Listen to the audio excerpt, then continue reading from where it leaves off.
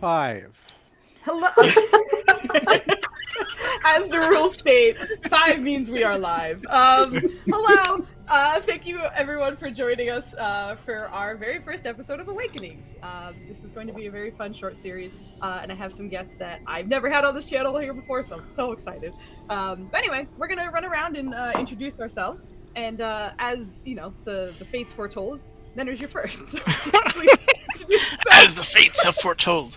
I am Nenners, aka Netterino or Don Denario, depending on who you're talking to. I DM here on Fridays, the Legacy channel, or campaign. Boy, I'm really fucking this up. All right, anyway, I am playing this cool Skaven rat named Thelonious, who Foozca is going to viciously murder in probably an hour, and I'm kind of like not okay with that, but we'll work it out. I told you what we were doing from the get. Okay. Still doesn't make it right. Oh, anyway, God. so what was I going to say? We are, we're playing this. I'm very excited. I hang out here and on the Discord channel if you want to find me. Otherwise, I'll be trying to kill these some of these folk on Friday, so you can check that out. Oh. But anywho, I'm going to pass it off to the mighty motherfucking Xanthos. Come on, man. Didn't see that coming, did you? That's great. We have to refer to you by that every time now. The mighty motherfucking Xanthos. We cannot. I will allow it. Hello, everybody. I am Xanthos, recently rebranded to Campfire Stories. And I will be playing a unremarkable background satyr named Calcepetus Bledsoe. He's a bard, and he has one arm, which is great. I don't really know what else to say. I'm in the Discord. I'm trying to be more active in Discords this year. Talk about your channel, bro. I was gonna say, Oh, yeah. What do you stream? Yeah, I'm a variety streamer, focusing on narrative, story-rich games. Currently playing through BioShock 2, Dragon Age Origins, Baldur's Gate 3, and I am running my own campaign every other Monday. So yeah, I drink tea also. It's bigger than you'd think around here. And I'm gonna pass it off to Joe. Yeah. All right. Well, I don't know what Nenners are talking about, but everyone else was told we were gonna live. So I'm Joe, and I'm here for this. It's gonna be great. I'm here on Fridays as well to do Legacy, bring in just a touch of class to just a bunch of savages as we face the end of everything. But when I'm not here hanging out, I'm also in the Discord a lot, and then on Sundays, Dispel Logic is the channel I'm also on, and we're doing D&D and having a good time. The end of the world set up his base, and we don't know what to do next. So come help us figure it out. Other than that, I guess we'll pass it off to my replacement, Evie. How you do? I am not in Legacy, or not Legacy. I am not in Legacy or difficult terrain it could be. anymore. It's gonna be a tough slot, but we can do it. The replacement is gone. But yeah, so hi, I'm Evie, also known as the Disaster GM. Tonight I will be playing Locke, a changeling monk. You might be able to see them behind me in my background and whatnot. Normally you can find me on Ultra Deco Archives, where I am the current GM and director for a Cypher Systems-based game called Imperium Rising. We also have Foozca as a guest currently. I have not managed to kill her character yet, but you know. Yes. It might be coming. I don't know. They could use some more trauma over there. Just a little bit more trauma. It's like not like I had them witnessing someone sewing on their skin again. Anyway, but yes, some of my players are also in chat tonight. Hi, players. I love you. Don't worry, I won't traumatize your characters too bad next time. And I am passing it off to, of course, the lovely Ava. Hello, my darlings and dears. It's your mother Ava here, or also known as Madam Ava. I am playing Rahani, the blood hunting cleric, and if she is not Team Mom before we start, she will be eventually, because that's just how I roll. Typically, either on Girls on These Worlds or The Exquisite Corpse. I will promote the shows I'm in over there at a different time, but for now, let's die. Let's die. That's what it is. All right. Those are my wonderful, lovely cast. I'm Foos. I'm going to be the DM for this. I also DM on Saturdays for Difficult Terrain. And then there's going to try and kill us on Friday, which is tomorrow because that's how weeks work. Anyway, I will also mention that this is a exploration of the afterlife, and all of these characters are starting off alive, which means we are going to watch the end of them. There will be sort of darker themes than you might see in Legacy or Difficult Terrain, depending. If you are uncomfortable with that, please feel free to lurk or do whatever makes you comfortable. But yeah, we're going for death and sad stuff. So just be aware of that out the gate. Darkness. But with all of our introductions and such, I think we get to kind of hop into our lovely adventure. But before we even get started, I would actually love to have all of my players roll me a d12. I feel personally attacked. You can't make me. I want to see a warrant. Warrant for this Okay. D12. Thank you guys for having me on the It's been real. It's been real. on the series. It's been real. Okay. Sounds good. we got our rolls in. And then after that, which is important in its own right, I normally have inspiration given in each episode, but since this is the very first one, I would also like all of you guys to roll a d20. Whoever gets the lowest has the inspiration die for this session, because they need it. So we'll see how those go as well. Oh, jeez. What? What? What? I think that's Joe. No. Joe had a 13. I was looking at the 2. Evie and You Ava, can't I tell need you dead both to people roll apart, off can you? because you got a 7 and a 7. So one more roll for the 2 of you, please. Whoever gets lowest will get this inspiration die. Yes. We'll roll. All right, Ava. Okay. So my inspiration works a little bit differently on this channel. When we roll inspiration, it is a d20, but you add it to the roll. So even if it's a 1, if they rolled an 8, it turns into a 9, as opposed to swapping that with a 1 kind of thing. The other thing to keep in mind is you or your character don't necessarily have to have proximity to whatever's happening. You can use it as long as you, the player, know you can add it to something. But it's only added to other d20s, so no damage dice or anything like that. Anyway, and it expires at the end of the night, so if you would like to, try and make sure you use it before the end of the night. Okay, so with all that out of the way, all of our setup, inspiration out, we are going to start diving into the end of these lives, actually. So, let me just grab something really quickly, and then we can get started. All right, so we are beginning our adventure of Awakenings in a very dimly lit laboratory. Dimly lit, but still very green in its lighting. Not only is it green in its lighting, but there's an acrid scent of alchemical solutions and concoctions, and there's a hum of arcane trinkets and gadgets that seem to just kind of fill the room. The room itself is likely a chaotic symphony of cluttered workbenches and bubbling flasks and various apparatus that could be seen around the room. And all of them seem to pulse with a life. But the only life in the room is Thelonious Fellwhisker. So Nanus, could you please introduce your character, what they look like, and what he's doing in his laboratory? Thelonious is a rat with very kind of dark features. He wears like a coat, which is more civilized than his other kin. Carries himself above others who may be around him.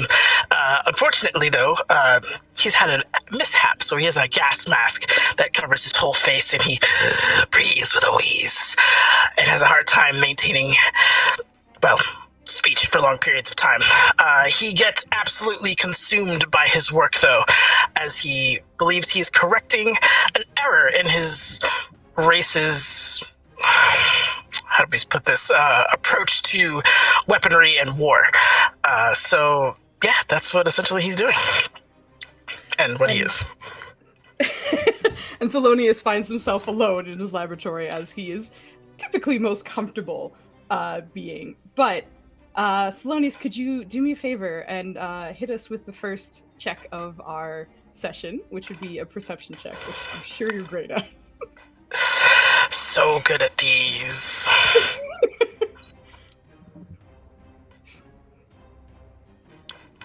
This is gonna suck. You said perception? Great. Perception, please, yes. Wisdom was the dump stat. Oh! Hey! Hey! That is not bad.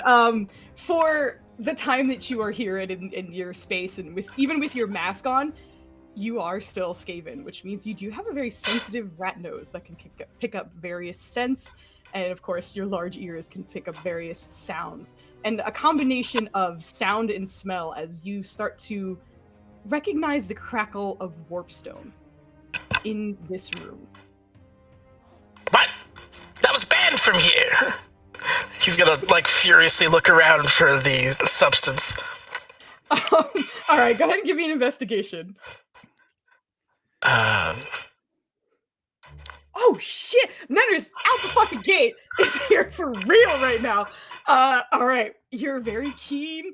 Rat senses are leading you true at this moment, but hearing that crackle and smelling it in the air and knowing that you have nothing to do with this substance, you are trying everything you can to make it inferior, make a better solution for this type of fuel that your race relies so much on. You start to also catch a kind of spark of green in the room that you know is not one of your alchemical solutions. And from that space, you start to make out the vague silhouette of another Skaven in the room, kind of pushed up against one of the vents, nearly impossible to see. But with your incredible sight and your incredible senses, you have picked up that someone is in the room with you, and they don't seem to recognize that you have caught on to them at the moment. He's gonna cast Fairy Fire, but his typical Skaven way, so he's gonna pull off a vial from his thing and, like, kind of glow stick snap something into it, shake it, and just hurl it in that direction to cast the spell. Yes. Please let me know what your DC is. Which I think you 16. 16. All right, let me grab this character sheet real quick. And then fucking roll to myself. You watch as you throw your concoction down, and that the spell kind of erupts from that space. That the silhouette becomes far more detailed in an instant. As then you'll be very lucky happy to know that I failed the saving throw for you. Yes! As it crashes to the ground, the silhouette sort of suddenly starts to kind of alight with green, and it's at that moment that you're recognizing that this is a larger rat. This is certainly a rat that you are relatively familiar with, and recognizing that the jig is up, there is a sort of stabbing motion in the air as the fairy fire dances around the skin of this creature, and you watch as warpstone energy seems to crackle off of a blade at the end of what looks like a spear or some kind. You do recognize this as a warpstone blade of some kind, but please give me a dexterity saving throw as a bolt of green lightning arcs towards you. Oh boy.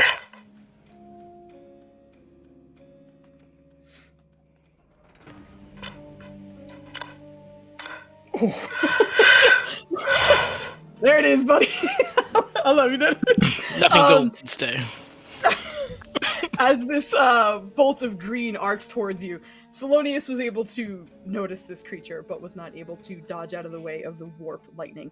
It strikes your chest immediately, and you are very familiar with the technology and the weapons often used by other Skaven. As it hits you, you are also a master in your own alchemical solutions, and you recognize a filthy concoction that uses both. And as this creature steps out from behind the shadows, still alight with the fairy fire, and you are seeing full details now that it is not partially obscured. You watch as Zinjtail steps out from behind. And as this shot hits you, you recognize that you are slowly losing all strength in your limbs. And you find yourself sort of shaking in place. And you start to feel a burning on your organs that you know you have perfected. I should have known it was you. Can I do anything, or am I just paralyzed? You still have some motion, but you are partially paralyzed at the moment. You recognize your time is fleeting, but stepping out from the shadow, you hear, Caught, Fell Whisker! Your genius guided you straight into Zinjtail's cunning trap. He's just seething, like, behind the mask. Probably just breathing very harshly at the time. God, he's pissed. You are starting to notice that this weapon that he is carrying is a warpstone blade that you've seen plenty of times before. A lot of them use it, especially in times of war, but there are extra alchemical additions to the sides of the blade that seem to feed into a different edge of the blade, but they seem to work together in some strange amalgamation of older Skaven technology and what you have already been working on. But in stepping out, this rat just bares all of his teeth. And now, entangled in your own alchemical web, watch as your coveted secrets slip straight into my grasp. Yes. Starts sort of walking through the laboratory that you have here, and starts sort of grabbing a few of your concoctions, a few of your vials, all of which you are recognizing he is grabbing are the things that are completed, not things in progress, but the ones that were already done and ready to go. Why? We could have worked together for the better of Skavendom, for Clan Scryer. Your alchemy, Thelonious, a clandestine dance game. I will keep your secret studies, and I will use them for Warp Moon Plan Project. Warpstone Moon, ascend with my demands. You are mad crazy. It never work. Foolish. At least my work lives on. Kind of. Oh, I hate you. Blind stupid. Your name dies today. This now line. Your scarred, ruined face. My doing, Thelonious. Zinjtail's doing, Thelonious. Job not good done enough. But have to do in person, face to face. Kill. And secrets. Yes. Grand design comes together. But first, Thelonious dead. He is so fucking mad right now. It's a shame there's a mask on his face, because he would just be like pure rage. But I'm sure the paralytics are stopping him from doing anything of worth. Is there anything you would like to try?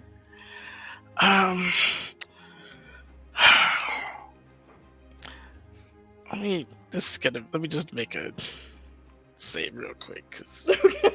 Also, I don't see vaguely if read he's- Scooz in the chat, and I was like, oh no. Yes. It's very funny.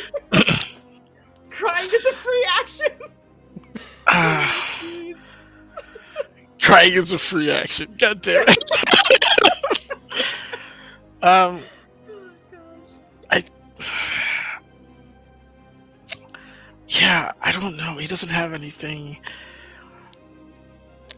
Everything requires like a significant amount of motion. Like I can't from like a role play perspective see him being like, yeah. like. Well, go ahead. Give me a Constitution save. If you are able to kind of pull yourself together, then perhaps you can muster out one last. Okay, I genuinely had the DC as 15. What would you like to do as your dying act? He would pull off a particularly volatile flask and just kind of huck it at him with questionable accuracy, I imagine, and cast Melf's acid arrow. He's going to try to go for his face if possible, if it lands, just to leave a mark of his own. But if he does fail the saving throw, or wait, no, was that a roll? I can't remember. Melf. Is that an actual roll? Of course, it's a roll. Good job, Nips. Never mind. I'm sure that misses. Who gets hit by 13? We're good. Unfortunately, it does seem to clang off of one of his sort of arm guards, but he sort of bats it away as unfortunately the melting of your organs internally, as well as the paralytic aspect of this warpstone weapon, seems to have taken hold. Thelonious losing control of his body, but as you still reluctantly sort of hold on, you can still hear him kind of gathering a few of his things, just cackling in the distance, or not distance, but in the room. Goodbye, Thelonious. Loser failure, but also genius. Stolen by the great Zinjtail. Watch these claws erase your name from history. Only the strong survive. You are not strong. Making our people weaker. Idiocy. But theft, imitation. Weak. He's just kind of pissed at the whole situation. He's just down here talking shit. Yeah, there's multiple levels of betrayal that he's like trying to like go through right now, but yeah, I think he mutters those words out and is just kind of like obviously probably gargling on his own lungs at this point, given what he's invented, but is just absolutely furious as he probably dies. Poor bastard. Your vision stays with you just long enough to watch as Zinjtail collects nearly every completed concoction you have in here before leaving the rest to a very familiar alchemical solution that you know is how you were scarred in the first place. On a timer, however. As he exits the room, you thankfully seem to go black just before you hear the explosion of your laboratory go off as well. And with that, we move on to the next person. This is, hold on one second. Just gonna grab someone. Nanners, I had to start with you. You understand, right? I love that.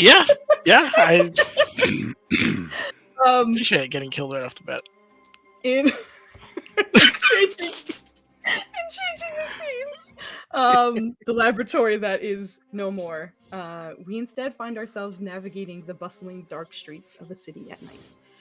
There's a sense of urgency to the body language of this person, weaving through the alleys. There's been a call for help. And not a loud one, but a quiet one. Rumors have been spreading of a tiny, fractured family in need, wrongfully accused, and certainly the target of noble ire. Locke, you find yourself rushing towards a familiar address of this family. Would you mind describing yourself? Locke, at least currently, looks like one of the normal kind of,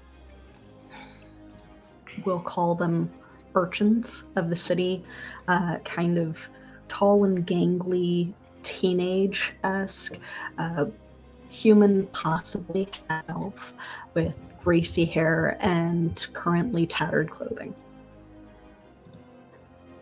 And as you rush your way through, you come across the familiar, modest home that harbors the family that you've been rushing to go protect. It's silent from the outside, which is unusual, because this half-orc mother and her two children, the children at least, never seem to sleep. constantly active and constantly making noise. But you hear silence right now from the outside.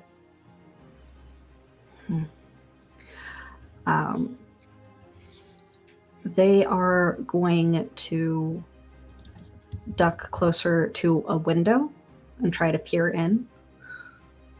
Okay, go ahead and give me a perception check. Okay. Oh God! All right. Nat 20.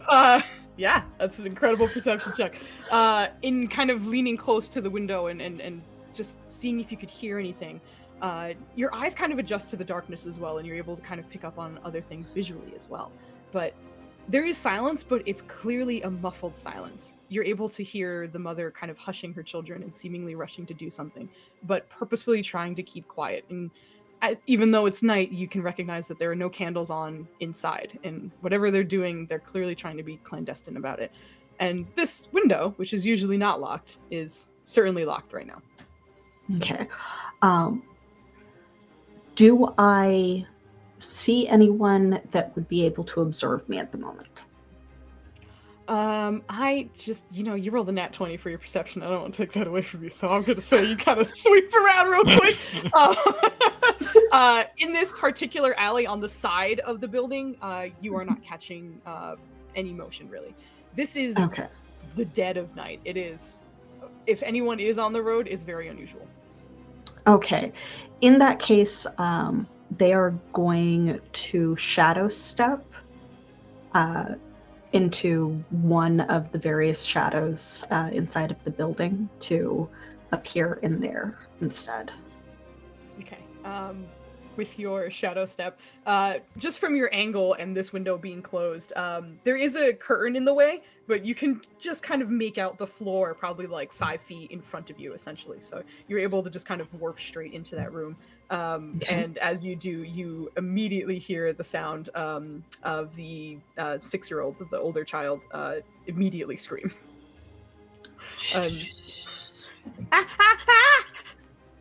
It's me. That's me.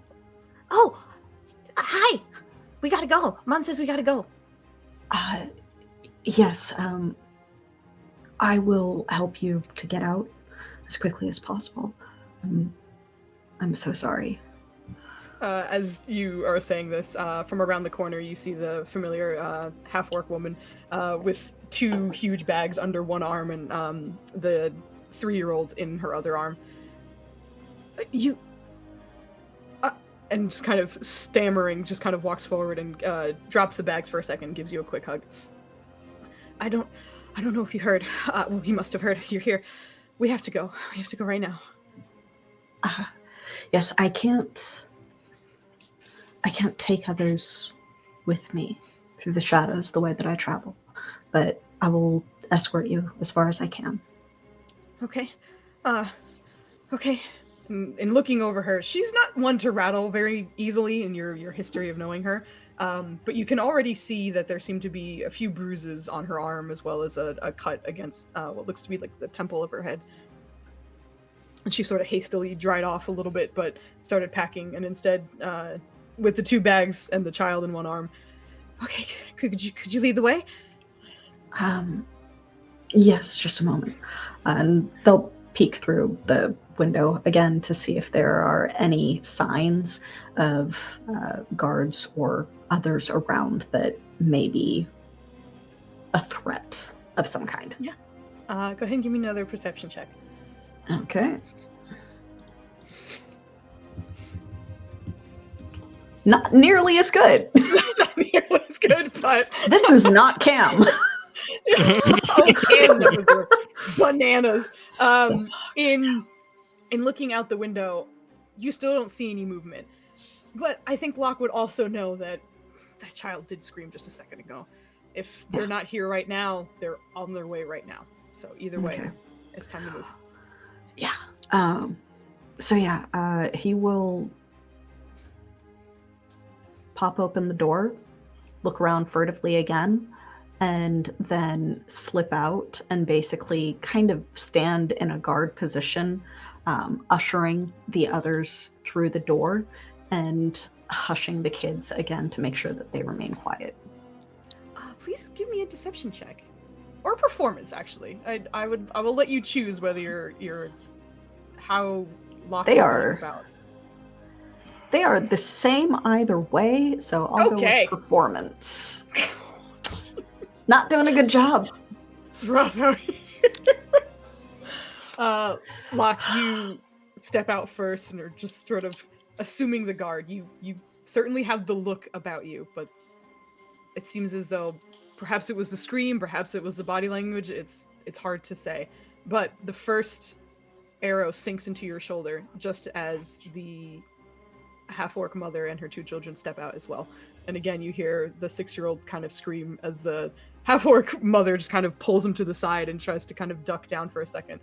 Okay. But you have taken a little... Actually, I do have some damage I can roll out for you. Yeah. I also need a Constitution saving throw from you, please. Okay. Let's see. Where are you? Constitution. There we go. Mm-hmm. Nice. 20. Okay. So you can ignore the poison damage on this. Oh my goodness, this person has Okay. damage, and that's the only reason. So Holy you fuck ignore- nuggets. You can ignore the poison, but you do take the 4 piercing damage as it sinks into your shoulder. Yeah. Okay.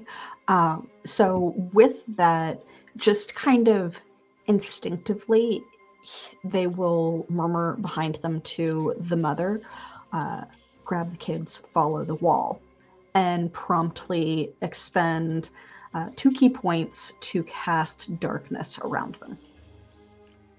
Very cool. All right. As darkness seems to fill this space, you at first hear, "What?" And then as the darkness fills the space, "Okay," and just kind of like hushed voices as the mom does her best to sort of corral the kids and step out of and follow the walls, of course, out the way. Can you see through magical darkness? I don't remember. If I have regular dark vision from the dimensional loop. Okay, If so- I'm the one that casts the darkness, I'm pretty sure that I can see it. I am not aware of that. If you don't mind posting the spell, just so we can Yeah, there we find go. out. Magical darkness spreads, blah, blah, blah. Darkness spreads. A creature with dark vision can't see through this darkness, and non-magical light can't illuminate it. If the point you choose is an object you are holding, is one being carried, blah, blah, blah.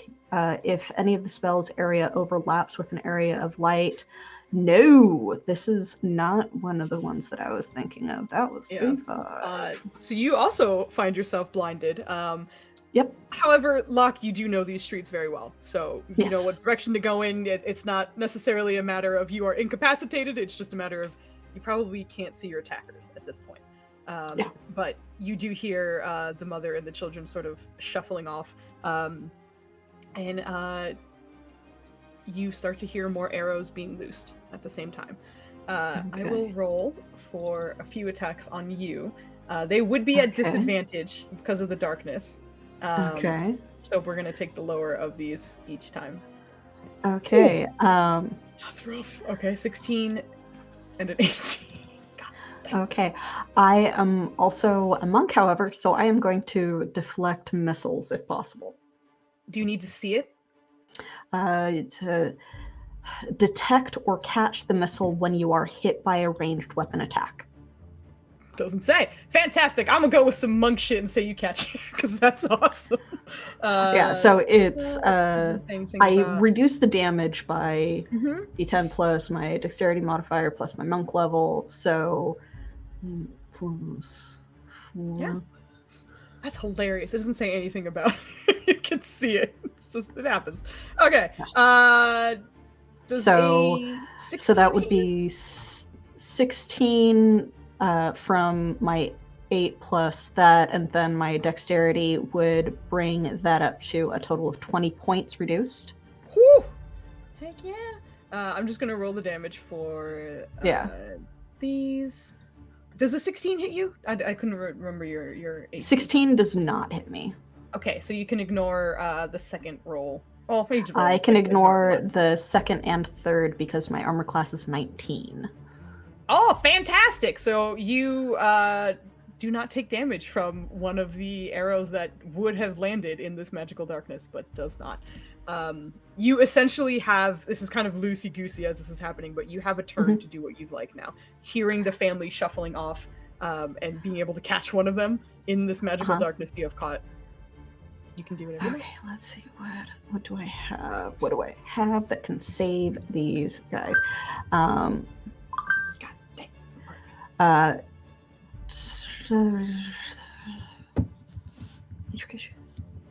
Okay, Pass Without a Trace does not say I have to be able to see my targets. It's just targets that I choose. So I am casting Pass Without a Trace with 2 more key points on the family so that they have advantage to get away. And then I'm playing Distraction by running out of the darkness in the opposite direction that I heard them moving. Okay. Well, thankfully, well, not thankfully, but Pass Without a Trace and Darkness are concentration. So the second you cast Pass Without a Trace, darkness ends, which is fine because you can still move in the direction you wanted to. You can sort of time that the way you would like. It's just you wouldn't have one with the other. Okay. So you managed to go in that direction. Either Deception or Performance again, and they're the same for you. So just go ahead and roll me one of those. Okay, in this case, I'm going to do Deception, which apparently the rolls say I'm better at, even though it's the same freaking modifier. But yeah, so as soon as like I'm casting it, I run as if I'm following someone, and quite literally throw the arrow that was in my shoulder end that I caught onto the ground as I go, to try and kind of make a scene of it. This deception roll was the fate of the mother. Oh, damn. And you succeeded. Your deception is cunning enough to have these attackers that you still haven't quite gotten an eye on. But as various other arrows start raining down around you, you are recognizing are on the rooftops, which is why initially first glances weren't catching anybody, and which is why the roads were empty. But they were ready and they were poised, and had you not been there in time, the family had no chance. Yes. But running in the opposite direction, in having the Pass Without a Trace, you can't hear them either anymore. Yeah. Even for the short distance they were within your Pass Without a Trace. But as you both kind of split in opposite directions, it's a bit of relief, but also terror as you hear all of the arrows go towards one target, which is you. Yeah. So as you are running, the first 2 strike you in the back, and the third catches you in the knee, and you find yourself limping through. Bleeding, but still active and still able to move a little bit, but it hurts like shit. Go ahead and roll me 3 more Constitution saving throws. Okay. Oh. Yeah. The poison starts to sink in and pulse with the pulse of the beating of your heart as well. Okay. You have one last turn, you feel, before another hail of arrows find their target. Okay. So basically he's going to disappear in another shadow step further along to try and confuse them further. Okay. Go with your Deception or Performance again.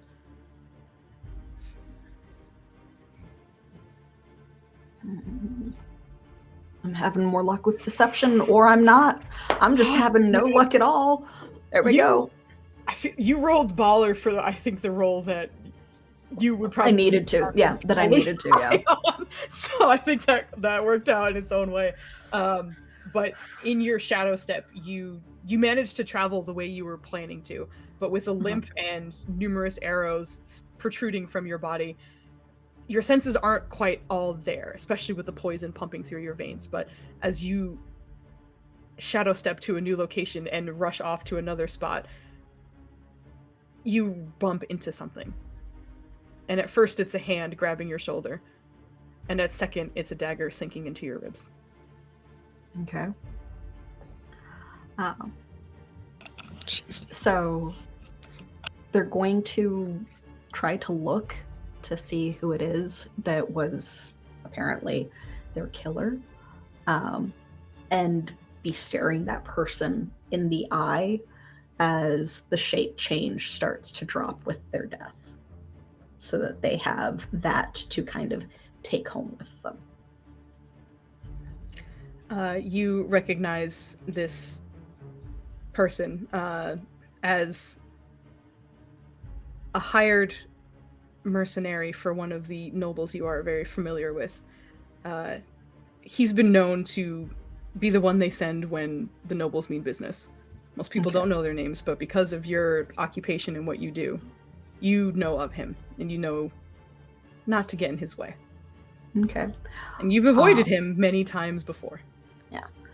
So since the shape change drops when I die, can I strike out with a couple of attacks Absolutely. as I fall? Hell Awesome. yes. Let's see I will if I say, roll any better with that. how many attacks do you have? Fuck. Level. That's a 8. fantastic question. Level 8 has 4 attacks with the flurry of blows. Yes. Okay, cool. Joe silently got you back. Thank you, Joe. But yeah, so apparently 4. I'm my going to flurry of give you blows. the first 2 attacks at advantage as you are shifting before this human male who has a dagger still in your ribs is just wide-eyed as you are shifting into something else, and he does not know what is on the end of his blade.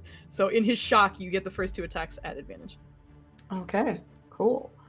So there's one, which Oh, probably does not hit. no. There's another that also doesn't hit. I am rolling like shit. Mm-hmm. And then last 2 are regular rolls. Okay. Come on, Locke. Come on. Hey, okay. absolutely 21 hits. Yep. and nothing. I get 1 hit off. Where do you At least want I it get to to- be? like seems to flail a little bit and then just full on haymakers him for 8 points. Apparently, You see the full shock on this man's face, and he doesn't even seem to attempt to. Just in your lethargy and your just awful place to be right now, No. misses many of the swings without him attempting to. But the haymaker does Okay. land, and in doing Okay. so, seems to slide out the blade as he reels to the side, pulling out of you as you sink to the ground. I'm dying. I'm gonna spend another key point on key fueled attack for that 1 hit. Okay. Oh, that's different than I thought it was. So either way, stunning strike. Fuck it, I'm stunning shit, striking okay. this dude. Yeah, I'm gonna stun him as I go down. Fuck him. Oh, he is not used, or he's not a very con man. Well, he's a con man. He's just not that kind of con man. Yep, there it is. All right. What does it look like as you stun him? You stun him with a haymaker Yeah. as he retracts his blade. Yeah, so it was like kind of a little bit of flailing, like I'm trying to like Muay Thai knee this guy because we are very close, and then I just reel back and haymaker him like right in the soft spot of the jaw. Apparently doing what you don't do with a piercing wound, of getting the dagger like out of me, and then I just kind of flip him off as I fall. In full, I'm already like, dying. I'm just like, right. fuck you, dude. Lays down and dies. In your dying moments, you see the twitching, just struggling, paralyzed body of your attacker, still wide-eyed, and the damage, of course, landed, as did the stunning strike, but it almost feels as though he's just in such shock of seeing what you are. Yeah. But as Locke falls, we find ourselves in a different setting. I feel like that meme of the Grim Reaper just going from door to door, like killing things and then walking to the next one. So, That's you right now, Scoobs. that is me right now. The more this is happening, I'm Scoobs from now on. Also, Nenners, just a quick shout out to Nenners, who has royally fucked both my YouTube and Google algorithms because I had to look up Skaven lore and voices for days. I'm getting Skaven shit on all my fucking shit now. I'm like, God damn it, Nenners. I'm not that into it. I just had it for a scene. So anyway. You are secretly now. I am secretly now, yeah. It was very funny, especially whenever Dubs was asleep and I was up late because that's how I do. I was just practicing Skaven voices to myself in the kitchen. It was a good time. Hey, you know the Fuse. I'm very impressed. Thank you. But in our next scene, we find ourselves in the heart of a temple of Ayun. The quiet halls carry the whispers of scholars, and the soft glow of candles flicker along the stone walls. A winter Eladrin elf sits with a book in hand, seemingly exhausted, but intent on finishing this chapter of their book. Across the room is their student, much taller and a much more imposing figure. But Rajani Runechild, could you please describe yourself and what you might be doing right now? Rahani is Rahani. Oh, you're good. She answers to both. Okay. She is a tall, imposing 6'2" hobgoblin with piercing golden green eyes, flowing raven hair, and just the face of someone who looks like she doesn't want to be bothered at all. But if you come to her with a really, really, really good book of some type of magic, or tell her there's someone who needs to be hunted, you'll see a glint of something bloodthirsty there before it just fades back into, please get the fuck away from me.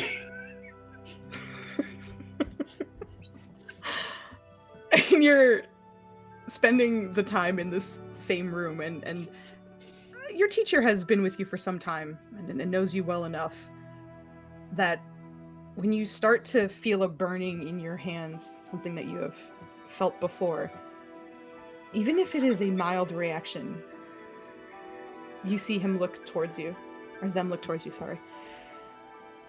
Is everything all right? Memories of a time past. I will survive, as I always have.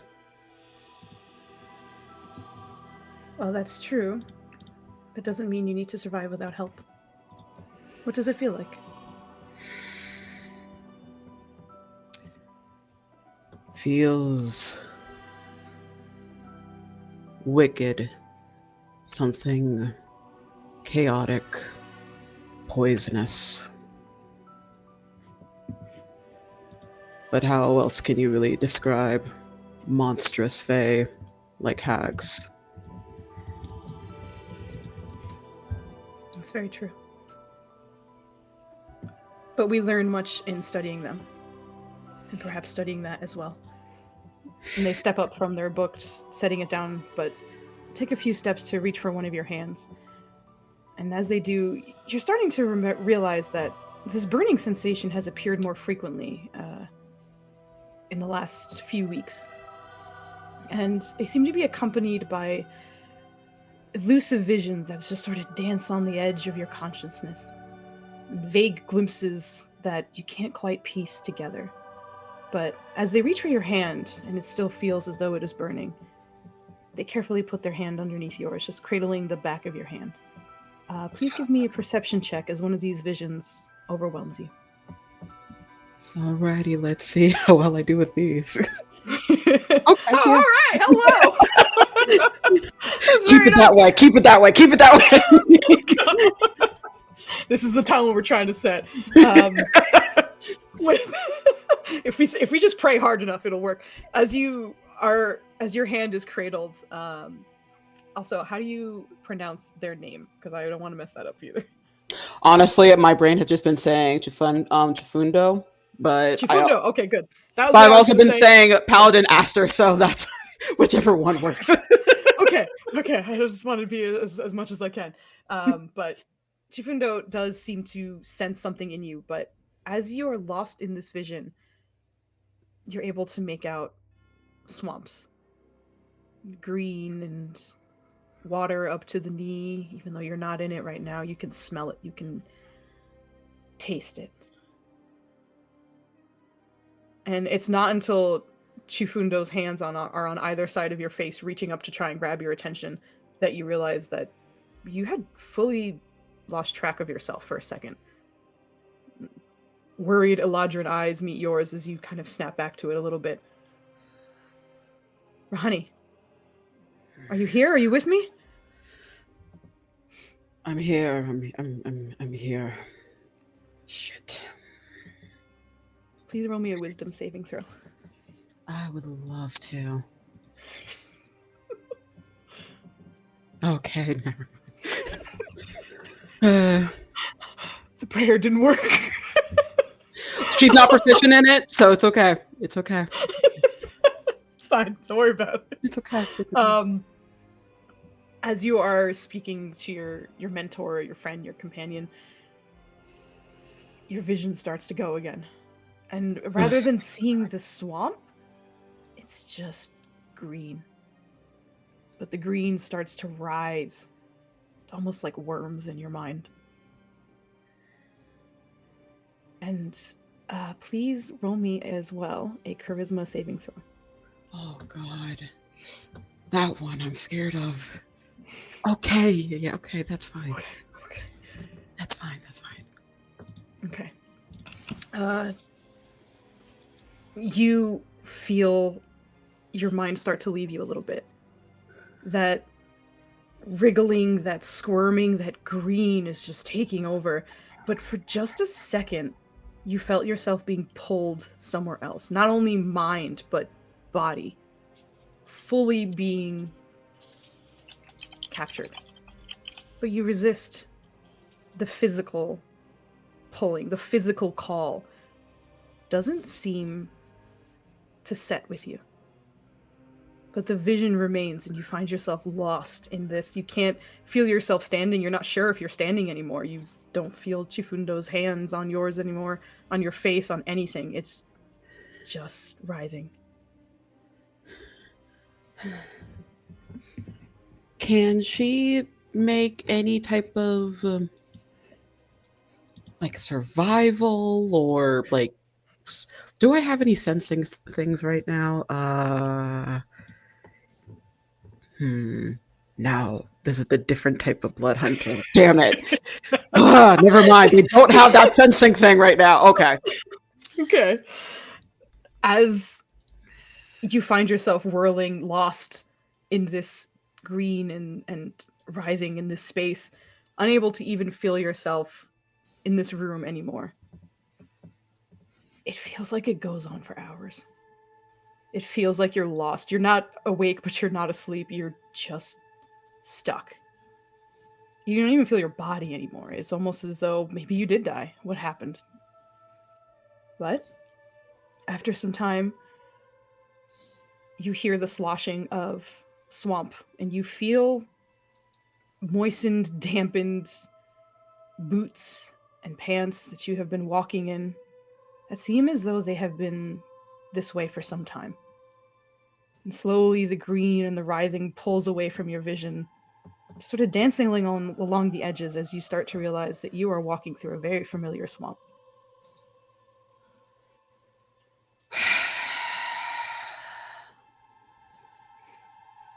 She's gonna cast protection from good and evil.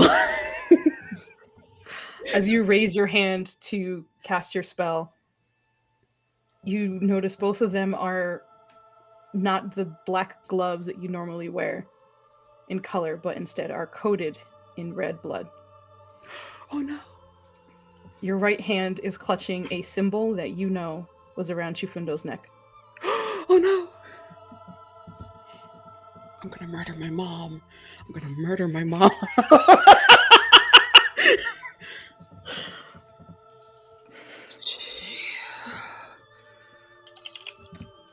She is forcing herself to. She knows how she wants to react, and it's screaming and thrashing, but she knows that's not going to help her. So she is trying her best to like calm down, put the protection on her, and just try to keep moving forward with just clutching that symbol. It feels almost like a mockery of free will. Your legs do not stop or slow or react to whatever commands you give them. You are simply puppeted forward from the waist down. Your hands can move. You nearly cast a spell just a second ago and then realized what was happening. You could look. It's almost as though you have control from the waist up, but your legs are marching forward. And it's not too long after you cast your spell that it does seem to work. But you do see a familiar wooden entirely hut in the center of this swamp that you are trudging towards in a very steady pace.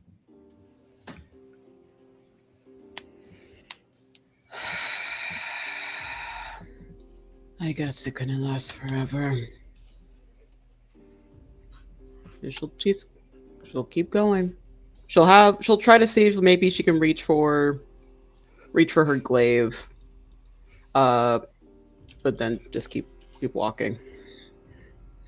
You do reach for your glaive, and you start to realize that any plans to do anything with that symbol that's in your hand that is not yours is one of the few things it seems to override. Whatever this control is, you can't seem to put it down. It's just forever clutched in that hand. But you make it as you are walking towards the door. It's not a door anymore. It's not what you remember it. Instead, it is a dangling curtain of various... You can see that the curtain seems to be woven of some kind, braided even. And it's only when you get very close that you recognize that the braids are certainly made of hair. Likely each of these daughters that had to come this way likely lost a bit of hair and is woven into this curtain that you find yourself walking through. The beads rattle as you step in, and the unmistakable acrid smell of a cauldron bubbling in the back seems to catch your attention immediately before the crooked, enormous, lanky, and simply wrong looking body language of a woman stirring her cauldron hits you. And as she turns, just a grin that is too big for her face, nearly reaching ear to ear. That squirming that you saw, that squirming that you felt, you're seeing it on the scalp of this creature. Not hair, but worms. Worms down to the middle of her back as she turns towards you. Ah, finally! Have a seat, darling. You couldn't send a wait, letter. wait. Absolutely not. Also, I'll get that for you. And as she kind of turns with a wave of a hand, you feel a chair kind of pushed up against the back of your knees. With the legs that you cannot control at the moment, you find yourself seated as she sort of repositions you beside the cauldron. How have you been? Continues stirring the cauldron. Do you really want to know? I'm assuming you already know. I mean, bits and pieces, but I'm always excited to hear from my my darling girls that come to visit me when I ask. Uh-huh. I see your friend didn't make it. I wonder whose fault is that? I mean, the blood is clearly on your hands, is it not?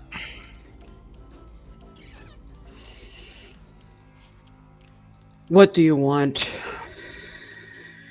Oh, it's your turn, darling.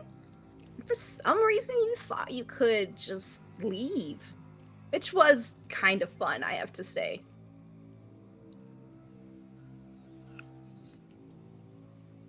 I'm far too old for these rituals that you made the others go through. Why did you wait this long if it was supposedly my turn? Well, it's your turn now. It wasn't always your turn. And part of that had to do with that wonderful place you spent so much time in. I think they tried to civilize you or something. And that changed you a little bit. And to be quite honest, is just the perfect ingredient. So I had to make sure you ripened to the correct consistency before I called you back. And that's now. Would you believe I even found a cauldron big enough to fit you? Oh, I'm She just kinda so steps back. delighted. As am I, darling. Besides, for the most part, I feel as though there's been a drought in the daughters around here. Of Ooh, I course, I can wonder tell when they why. leave, but I don't know. Maybe they're just getting lucky. But thankfully, I have your delicious flesh to feed on soon. Sisters will be here too. Soon. Oh, But not yet. they're still around. I remember I took out a couple of hags recently that looked weirdly like you, so I thought one of them was hanging around my belt. Could be. Sad to say. You see her kind of looking over your belt. To be There's honest, some shrunken heads on there. That's awesome. Could you do me a favor and roll me an intimidation? I would love to. That is some baller shit. Strapped to a chair. It's like, yeah, bitch, I've killed people like you before. Toss Damn it. I'm using that inspo. For that. Let's go. Come on. Be nice. Come on. Yeah, okay. All right. 15, yeah, that's not terrible. But you do see her kind of craning forward to get a look at the skulls and just sort of retracts a little bit. It looks almost as though for a bit there was a disturbance in from the hag, but she seems to kind of shake it off. And anyway, if they got their, let's say, ending through you, then they certainly didn't deserve to be alive. Also, I have to remind you that you can be angry all you would like, but this is not my fault. No, your ancestors, really. You know how this works. I don't even consider them anymore, so I'm putting all that anger towards you. And I do want you to know, even if it ends in my death today, know that my spirit is petty enough and spiteful enough to find you eventually. You know, that sounds fun. You're the only one to actually threaten me, but it might be because I let you ripen a little too much. Now then. And I hope I'm not the last. I'm giving those blessings to the next. The next, it might be some time, like I said. People just aren't half kins the way they used to. Anyway, Maybe just eat them too much. Maybe just eat too many. I feel like eventually people are just going to start getting with people who don't produce daughters. Maybe that's the issue. I do think sons are better. Yeah, well. Pure love than the love of a mother to their son. Anyway. Yeah. Let's get this over with. Oh, in time. Don't worry. In time. and you see her kind of stepping beside you to collect a few more. What you can only imagine are bubbling flasks that you can hear and smell in some cases. There's something acidic to it. There's something that just kind of burns your lungs even as she's just walking by you. But adding them to the cauldron, which you are now recognizing is certainly the size of Rahani. Larger, perhaps. You start to feel the paralysis sort of... Not paralysis, but the control over your legs sort of wane. But instead, it is replaced with a sort of numbness. That burning in your hands is back, but it seems to just swell and fully envelop your full body. It's not just your hands anymore. It's every inch of your skin, it feels almost like even your hair is burning. Everything is hot. Everything is painful. I think you're ready. It's been a pleasure. Oh, one last thing. Lights on or off? I went with time, by the way. I mean, you've controlled everything up to this point. Why stop now? Dealer's choice. All right. And you feel with the wave of her hand that Rajani is sprung up from the chair and immediately doused in the boiling cauldron. And you don't feel the heat from the cauldron. You just feel that magical heat, that wriggling vision takes over. Maybe it's a mercy, maybe it's not. But you seem to almost watch this cauldron dissolve your fingertips before your very eyes. You can't scream in this cauldron, you can just watch. She wouldn't even scream. She's just glaring.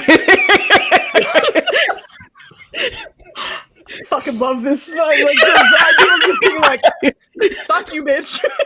I'll find you next time. See you later. Oh, jeez. All right. With that scene coming to an end, we go to the very next scene. As I scroll down to the next one. But for this scene, as opposed to the acrid smell and the awful room and the wriggling, we instead find ourselves just as the sun is starting to dip a little bit lower in the sky and casting a sort of glow over this settlement of Oakshade. The aftermath of a battle is visible, even in this low light, but the area seems to smell of both smoke and destruction, but also freshly hewn materials, wood and stone that has been cut and carefully attempting to rebuild where some of the damage was done. Benavar Karthus, simply known as Ben, you stand among the bustling activity, surveying the damage inflicted upon the once tranquil village. You were there when a few Knoll raiders came through. You saved most of this tiny settlement. But there were still losses, and a few homes that were burnt down as well. But would you mind describing your character? Oh, yeah, he looks like that. Done. If no one has shouted out, all this art is Foozca, by the way. I forget if we've shouted that out, but it deserves a shout out because it's all incredible. Ben Rivar, or just Ben with two N's, is 6 foot tall, just kind of average build. He's not particularly strong, but very obviously a tiefling. Very red, very horned, very winged, and just kind of reserved, I guess. But he's surveying the damage, trying to see what we need to do to rebuild, and kind of putting together what material we have. He's just kind of making a list as he's observing and just saying, okay, here's the next things that need to be done. And the settlement around you is kind of, in this area at least, is a mixture of mostly humans and dwarves, are just sort of bustling about. They've all kind of come to know you and are grateful to have you, and you get a few kind pats along the shoulder or even muttered thank yous as they kind of go about their business. But as they shuffle and gather their things or mourn whoever might have been lost, a familiar elven voice kind of speaks out from behind you. It's a good thing you are here. Eredin, your friend, or Erdin, excuse me, your friend, normally a druid who sticks to the forest. This particular settlement actually seemed to have been nestled within some of his territory, and therefore he found the excuse to come take a look and visit as well. But in hearing the struggle, your friend was thankfully nearby and lent his magic to heal those who could be saved. And you can recognize that he's likely out of whatever magic he uses to do so, but just takes in a moment where various people seem to be thanking his friend.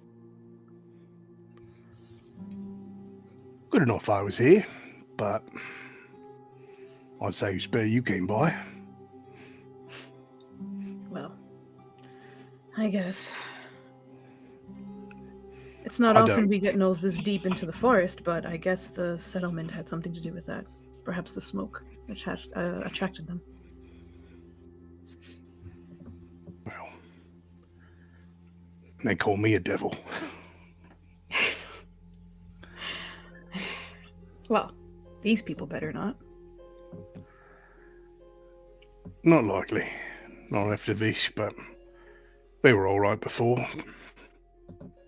I mean, stranger was a big problem, but that's what you get for walking around too much. Well, you know, if you just stop looking angry all the time, that might help too. I ain't finished yet. I'll be happy then.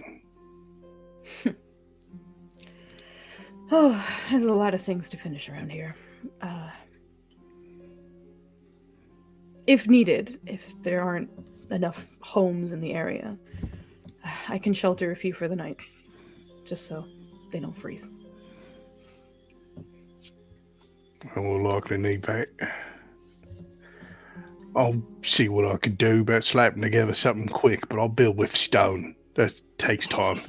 I'm aware of all the materials. You work with the one that I can't talk to.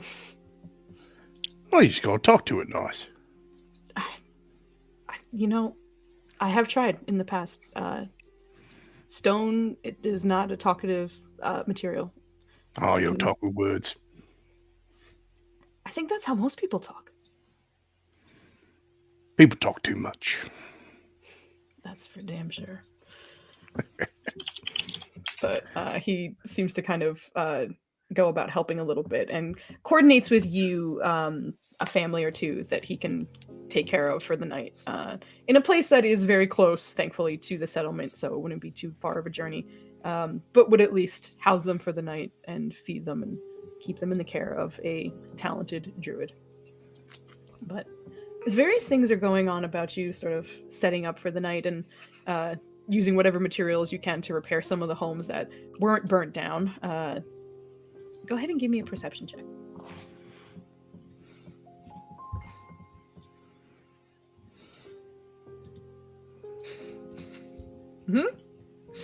Okay. Off to a good start. Yes, Joe. You.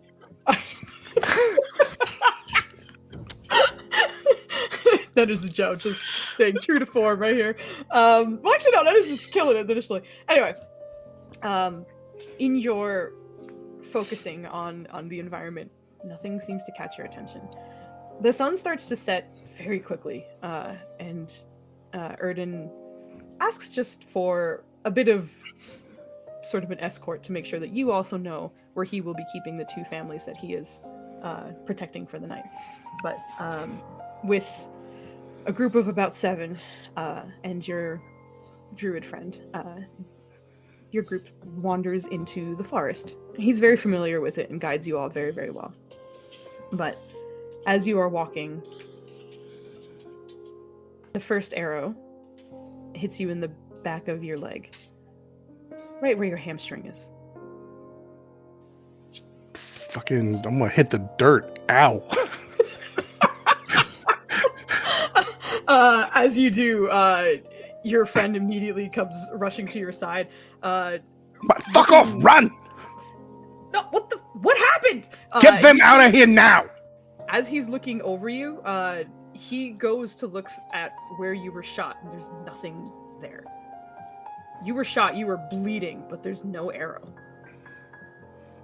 And you see him just kind of looking back at you. The fuck is this? Looking back at the two families who seem fully panicked right now. Go ahead and give me a persuasion check to get them to run.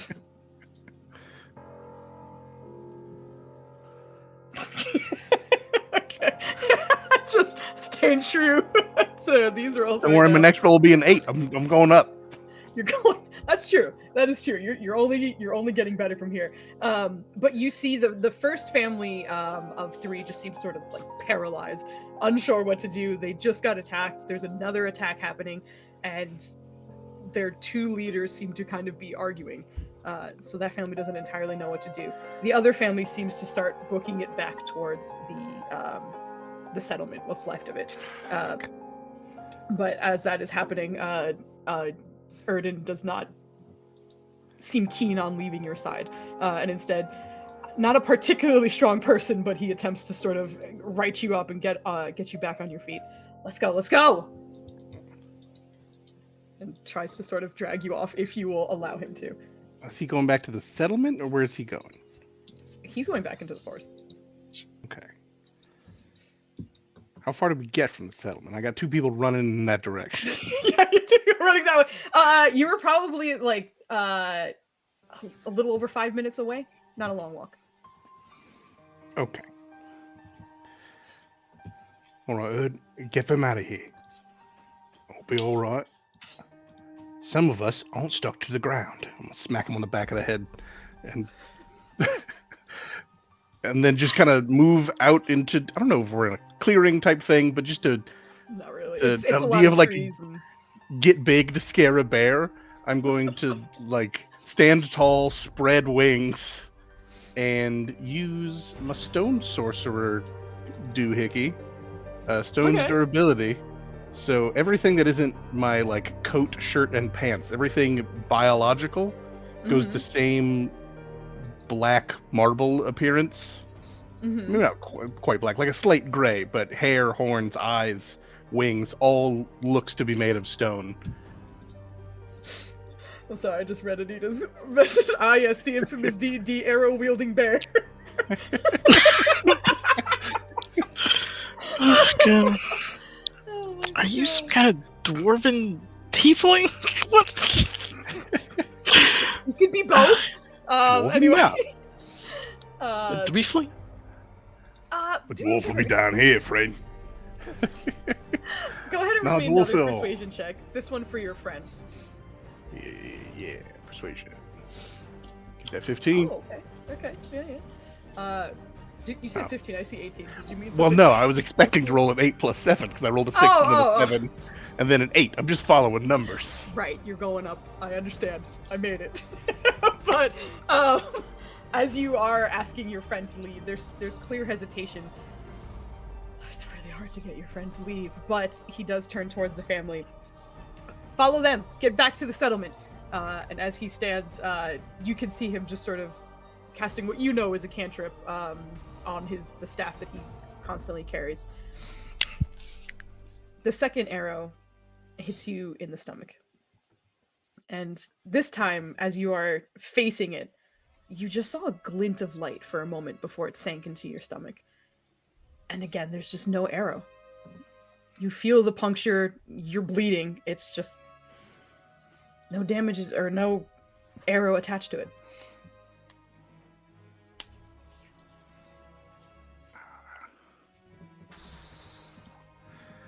Fucking hell. You see where we're coming from? I don't even see a fucking arrow. You see he casts Produce Flame and just seems to kind of chuck it in the general direction of where he thought it was coming from. But in the darkness, it illuminates some of the trees, but the spell seems to end before it even hits anything.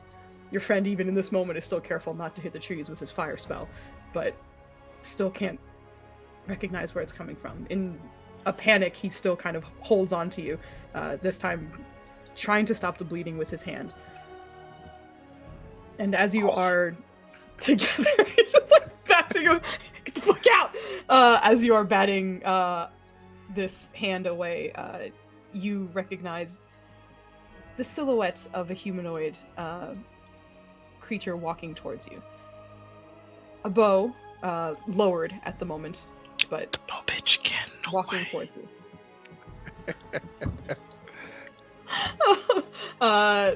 Go ahead and give me one more persuasion check for your friend.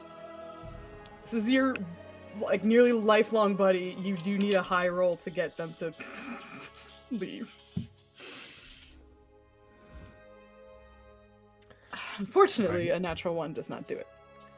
Failing that, Mhm. I'm gonna use my bonus action Uh-huh. to just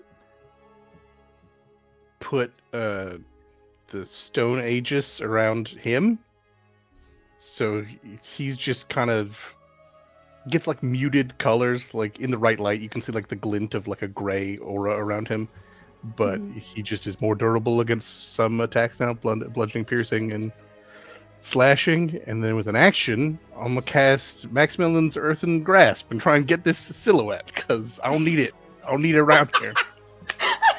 Okay, do me a favor. Go ahead and post that so I know what your DC is.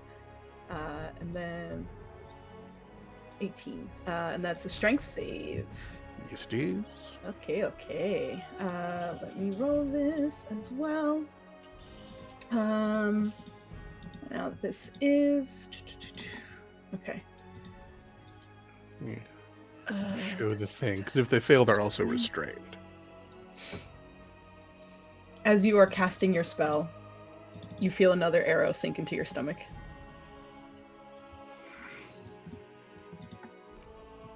And from the shadows and this silhouette, you hear a voice very calmly start speaking with you.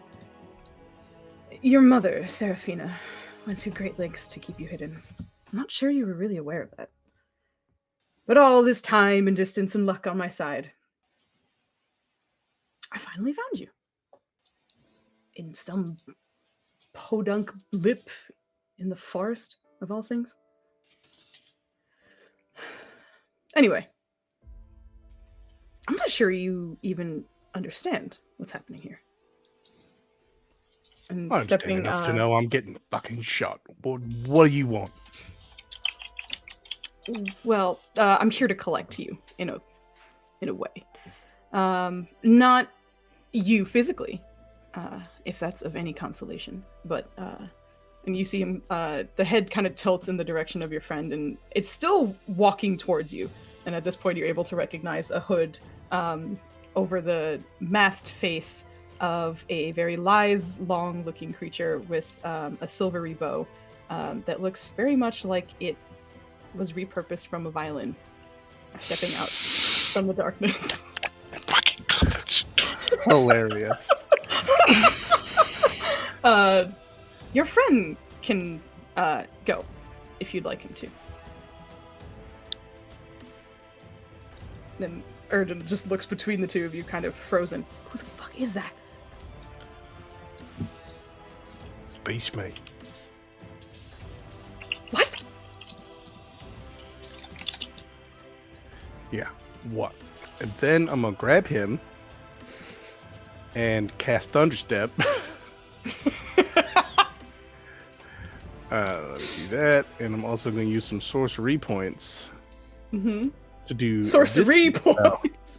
And I'm going to double the distance of that spell to 180 feet instead of 90. Okay. And then we both out. Joe the Joe knows what this is, but your character does not. And you get shot once again on your way as force damage goes through you. Just go ahead and hit me with a Constitution saving throw. Oh, sorry, I'll say that if you're able to kind of keep it together, I will have you. I just want to say real quick, it's Joe always rolls some kind of martial. The first time he dedicates a caster, Foos throws an anti-caster cheataholic NPC from her campaign to kill his ass again. What the fuck? I mean, you're wrong, Foos. You're wrong for that. Listen, when I was getting backstory, you didn't give me a single enemy. If So you need, you can introduce it to anybody you want. Oh my god! You gave me free I am rein, my technically a wrong. spellcaster, but I picked a UA sorcerer that's built around swords. So yes. I am still me. Would Warcaster come into effect on this particular Constitution saving throw? You know what? It is actually, in a way, you concentrating on this spell. So if some fucking loophole-y cheese shit, I'm gonna give you advantage on this Constitution. Hey, if he can cheat, I can cheat. Absolutely, let's go. I'm down for it. Oh shit! All right. Even though this second shot buries itself alarmingly close to your neck, just right where it sort of meets with your shoulder. You manage to get the spell off, your friend in hand, and the two of you just immediately leaving.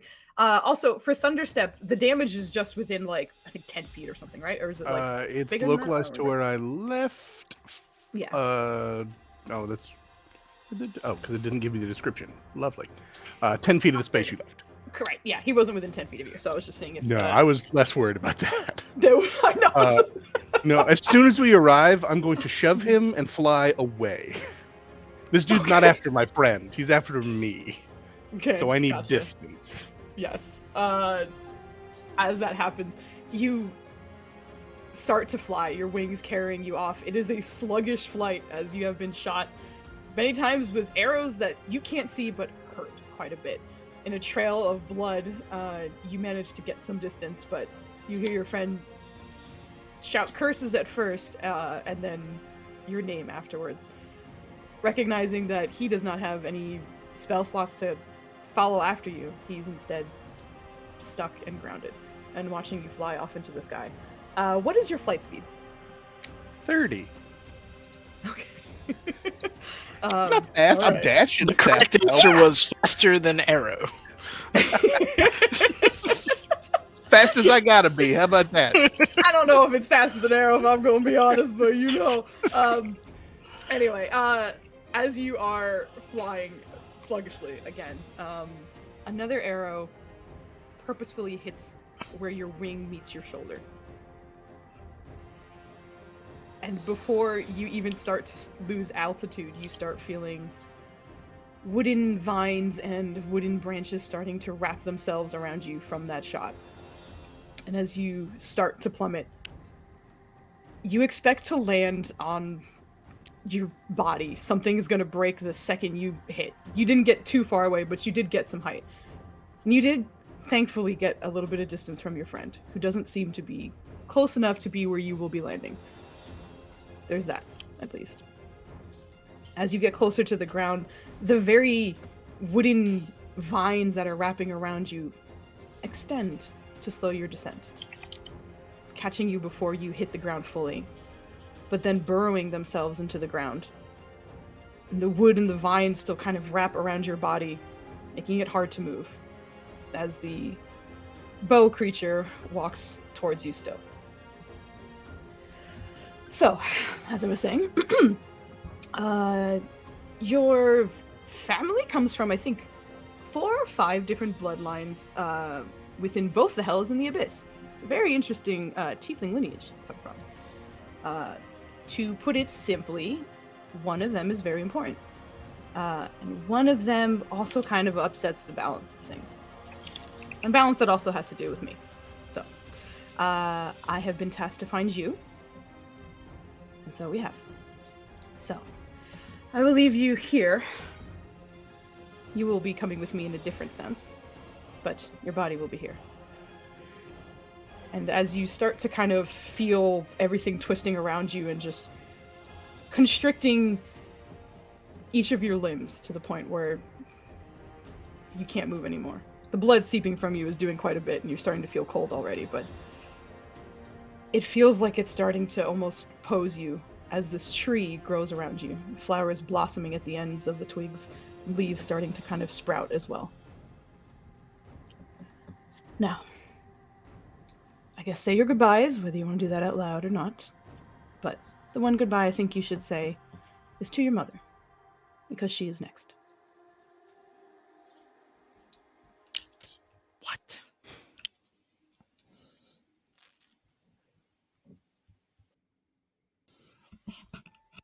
Just gonna close my eyes. I don't got words for this guy. He's just some dude threatening my mom. I can't move. I'm dying.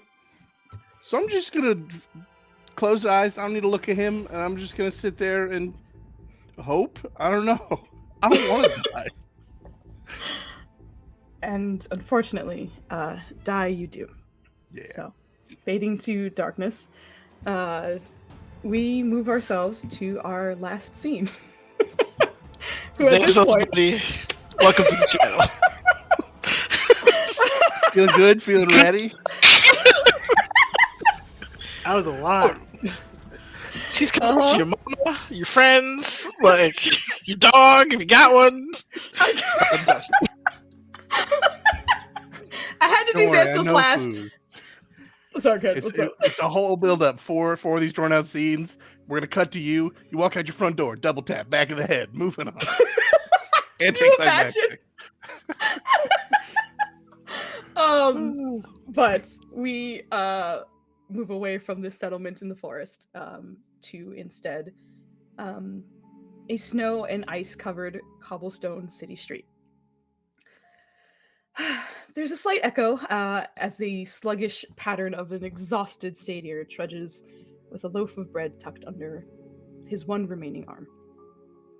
Obtaining it through probably a mixture of charm and luck, it's clutched carefully to your chest as it's strangely one of the few things that are warm right now. It is very cold, and you unfortunately don't have the clothing for this kind of temperature, but people around here weren't too happy to lend their door to you, or a bed, or comfort, or warmth. That's never really bothered you before. You've managed to kind of make it on your own, and unfortunately, your friends found themselves going in a different direction, and here you are. With the first piece of food that you feel like you had in days tucked under your arm, trying to find a comfortable spot to eat. Could you please describe your character? So, Calcepetus, or Cal for short, he is kind of a wanderer in this world. After a magical mishap that left him stranded in Faerun, with no way to get back into the Feywild. He's just kind of done what he could to survive. But many people in the bigger cities don't take too kindly to someone who is half goat. He's faced many tough situations that involved a lot of violence, manipulation, extortion, all for the simple necessities of food, water, and shelter. He's done what he's had to keep going, even sacrificing his right arm in a particular incident that still haunts him to this day. He's traveled with who he can, when he can, but most of the time he's by himself and just has his musical instruments that he can carry with him at any point in time. Sometimes he has a lute with him, sometimes he has a pan flute, sometimes he has a drum. But he doesn't lose hope that one day he will find his way back to his friends and family in the Feywild.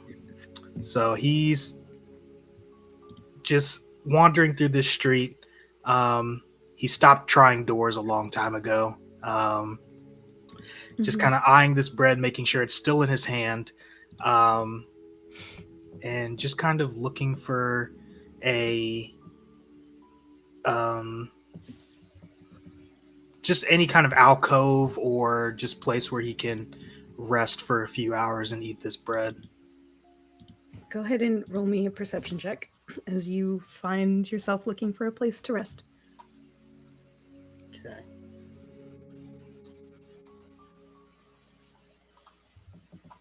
Oh, shit. All right. Trudging along. You are incredibly observant. You manage to find an alley that is kind of tucked behind a restaurant, which you're grateful for because some of the stoves, even though most of them are indoors, sometimes the exhaust runs out of the kitchens. And in this sort of alleyway that you find yourself in, it's still just a little bit warm from the cooking that had happened during the day. The stove is off now and the food is not being cooked any longer, but you can smell the rich aroma of some of the meals that were cooked for those inside. But as you are doing so, you realize that someone else has found this corner as well. And as you kind of make your way around some of the barrels and crates that are there, you see a gaunt-looking child looking through some of the leftovers for some food, but you do recognize that none of it seems salvageable. But in seeing you, they seem to start and look in your direction. Ah, I wasn't doing okay. nothing. It's okay. Huh? I don't mean any harm.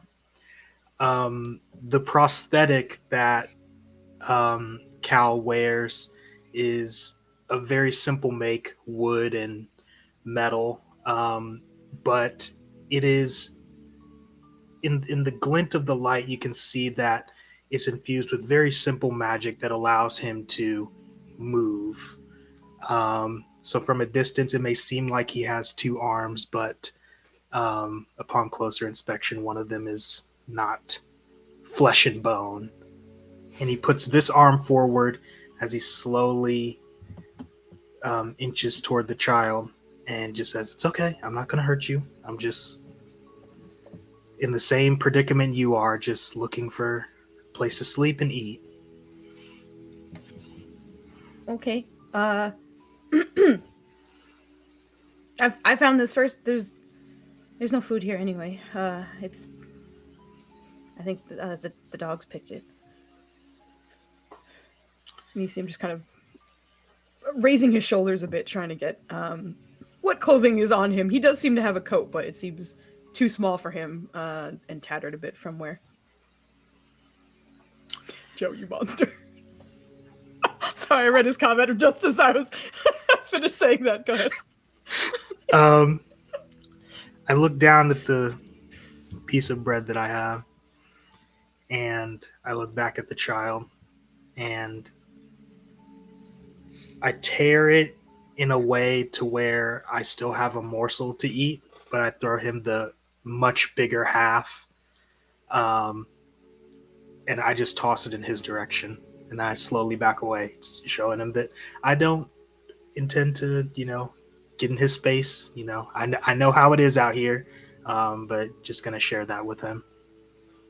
And you see large brown eyes just kind of widen as they stare at you, but the child sort of reaches for it, and the ends of their fingers just look so cold, possibly on the verge of damage, unfortunately, but reaching for the bread and just kind of tucking it under.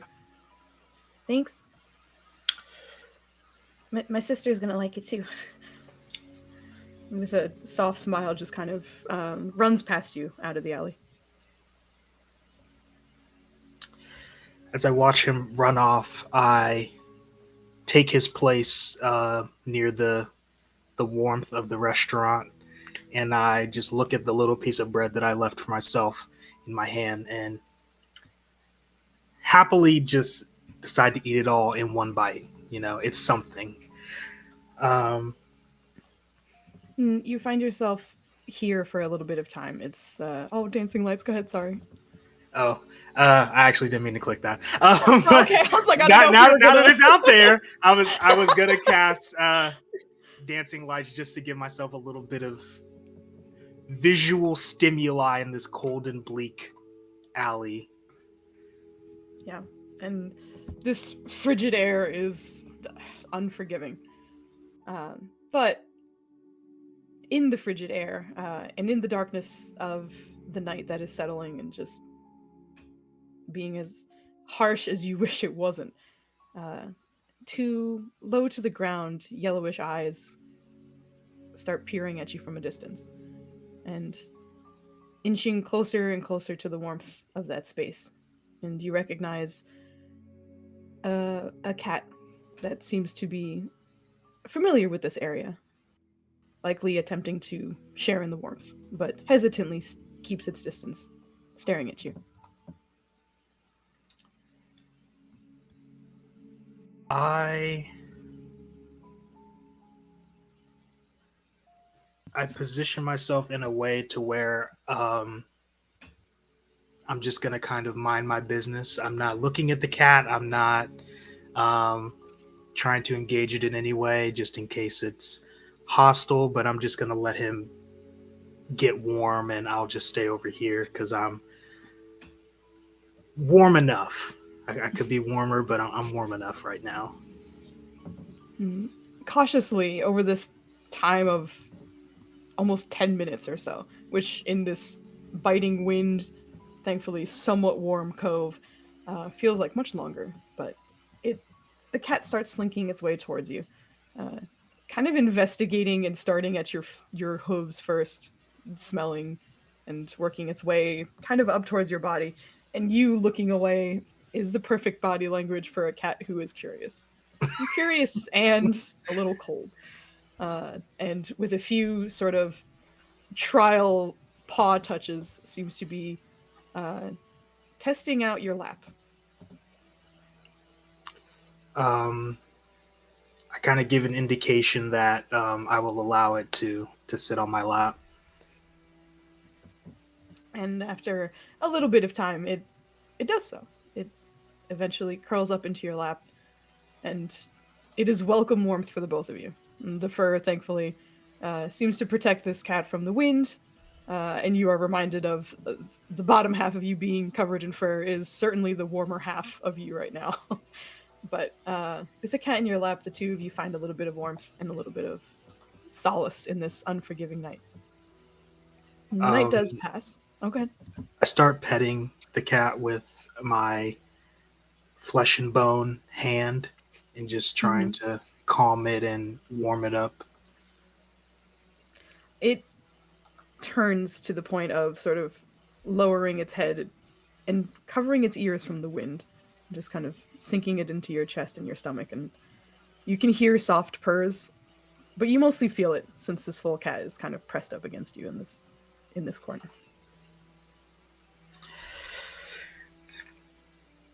Whew, I know it's cold out here. Probably should have made my way further south before the winter hit. But that's the way it goes. And I, with my prosthetic hand, I just kind of run my fake fingers through my hair and just kind of prioritize making sure this cat is warm. Over the chill of the night and with the wind blowing as it is, the night eventually does continue on, as unforgiving as it has been. A lone satyr and a cold cat finding some solace in their warmth together. If only for a fleeting moment. In these unforgiving weather and unforgiving city. And Cal, you eventually drift off into sleep. And as the sun rises, the cat wakes up. But Cal does not. And on that wonderful note, I think we're going to take our break. Now that I have killed everyone. Jesus. Nobody wants to kill the bard. Everybody else got enemies. Listen, he had an idea, and I didn't wanna gave her take an that from him. idea. So yeah, he was like, "I want it to be this," and I was like, "All right, we'll do that." Yeah. I was very I just sad, kind of- but not like in the brutal No, sense. it Good was- job. I didn't know I Impressive. was gonna go last. I had these, like, It was amazing it was stories, and I good. was like, It was good contrast. Yeah. No, Beautiful. You go last. But that was just great. means that It we was have to great. protect the bard. We have to protect the bard now. That's the team child. Yep, that's the baby. 100%. All right, so we are going to take our like 10-ish minute break or so. We'll say we'll be back by around 9-ish. But thank you for hanging out. Chat's been great. I've been having a really fun time reading. I haven't been able to respond to everything, but you're amazing. And thank you, Monster. Yeah, I know. I'm sorry. I didn't kill the cat. All right, look, the cat. He saved. Oh, the cat died later. And that's Yeah. important. That's fine. That's important. Anyway, we're gonna go take our break. Thank you so much for hanging out with us. We'll be back in a few. Bye. Oh my god, we just got raided.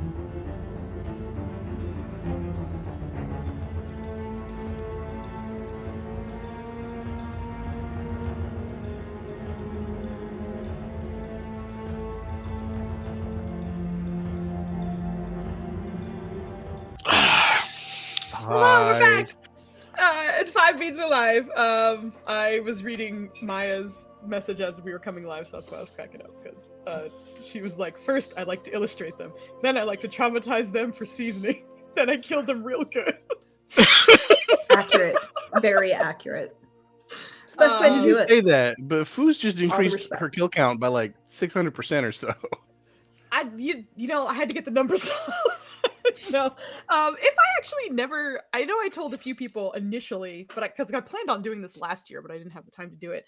But this whole series was actually inspired by me replaying Valkyrie Profile, and that's a very, very old role-playing game from PS1 era. But I was very excited because it was one of the few with a female main protagonist, and she had a sword and shit. It was awesome. Anyway, the main thing was, as a Valkyrie, she essentially gets to communicate with the dead warriors, essentially. And as a kid, you're like, cool! But when I replayed it as an adult, I was like, oh my god, this is so sad! Holy shit! I didn't register these great stories. I was just like, we did the thing! So yeah, it was fascinating to revisit it, and I was like, I'm gonna do it. So that's why we're here. Random unlocking of a memory. If no one's played Valiant Hearts, you should play Valiant Hearts. It's a 2D side scroller set in World War II, and it's heartbreaking. I'm gonna play it. Okay. Just about, I If you think a like medic, but sadness, at the very folks, least a you've come to the soldier. right And his, channel. Yeah, just a soldier and his dog going through. Oh, God, I like Anyway, in hopping back into this, we are going to be picking up with our lovely heroes who unfortunately have all met their end in various different ways. Based on you, I wanted it. That was my plan all along. But as everything seems to fade to dark for each of you in various locations and various times, various visions, various last thoughts kind of coming over you, the first things that all of you seem to recognize in this moment where your heart stops is that it feels like time stops as well. There's almost a painful amount of detail around you that you're suddenly able to pick up as everything seems to be frozen around you. In Thelonious, you're able to see Zingetail turning the corner in every detail of this explosion around you. You're able to watch your notes that are already on fire around you. You're able to not feel your body, but just take stock of what is around you. But not move, not feel it, not smell it. It's like, as you died, this time died with you. Locke, you are thankfully able to hear the distant footsteps of the half-orc family making their way away from you. But in your new form, frozen in front of you is your killer. Still in shock, but blade still covered in blood that you didn't realize at the time, but is seemingly, at the time, was absorbing your blood into the blade. But that detail is frozen too. Although you're mostly focusing on the shock on this creature's face. Rajani, the last thing, or Rahani, excuse me, you mostly notice as you were staring down the hag across the room is that her grin never drops for an instant. You find yourself actively melting in this pot, but you can take in all of the detail of her stirring stick, the cauldron, everything seems to freeze, even the smell. And Ben, as you go, the creature was walking away from you, Bo transforming back into what looks like a scythe of some kind, placed along his back before walking off, but frozen mid-step. Your keen eyes do catch the sight of an elven form running towards you. A silhouette, though. And your friend making his way to your body, too late. But taking in the scene, time stands still. And Cal, the cat wakes, but doesn't seem to leave you. as you go through the night, alone in the alley. The wind never seemed to stop, and in this frozen moment you can see all of your clothes, all of your fur, and all of your hair just blown in one direction, as it seemed to blow the last bits of life and strength from your body. Each of you seem to experience this frozen time before it feels like you're shrinking in this space. Shrinking and glowing at the same time. Until what's left seems to be a mote of light. A mote that transcends your body and transcends the space that you find yourself in. The area around you seems to blur and unfocus. You're pretty sure you don't have eyes anymore, but you still have senses. And it starts to get a little cold. And still. But very, very blurry around you. To the point where what does seem to be around you instead seems to be moving. Or maybe you're moving. It's hard to tell. But as things seem to focus from around you, rather than the spaces you once found yourself in, still seemingly a mote of light, you find yourself in what almost feels like a nebula within the darkness. It's mostly blues and purples twisting in the distance, a few orange, yellow bits in the distance as well. And you start to notice that there are other motes of light that seem to be traveling around you, moving past you, quickly. But the 5 of you remain stagnant. The other motes seem to even drift through you at times. And slowly, it feels as though you are no longer motes. This light and this space that you are in seems to slowly form a familiar body, a familiar form. Senses are starting to return to you as these motes continue moving past you. It feels like these are other lives that were lost at the same time. They seem to be going somewhere, but it's not up or down. It just seems to be forward. But the 5 of you, spaced out in a way that you can at least recognize the other glowing forms that are forming in this space, seem to retake your physical bodies, floating as the motes whiz past you.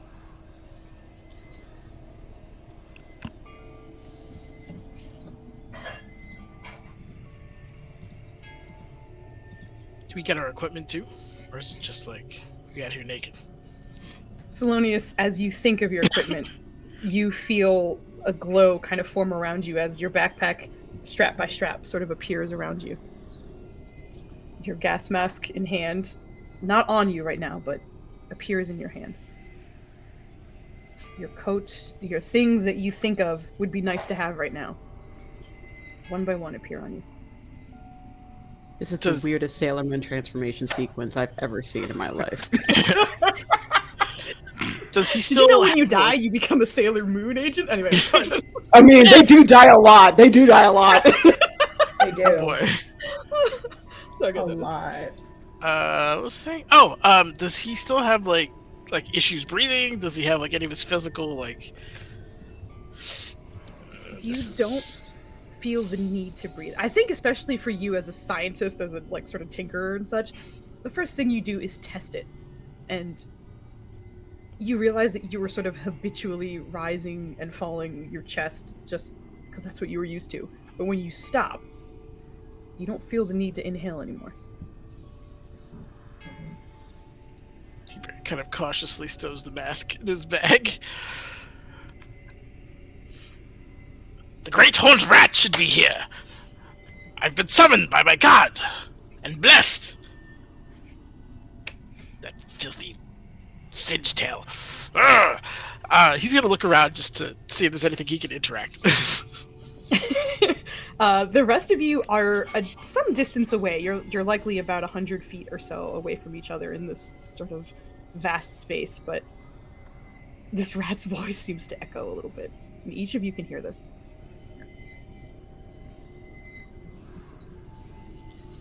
We're just suspended, right? We're not on anything. There's no. You just seem to be floating in space. So I think in the case of Locke, it's less I am desiring of the things that I had on me as I died, and more of the fact of I am so used to those being on my body that it's a subconscious awareness of them. Because Locke wears the shift weave even in their sleep.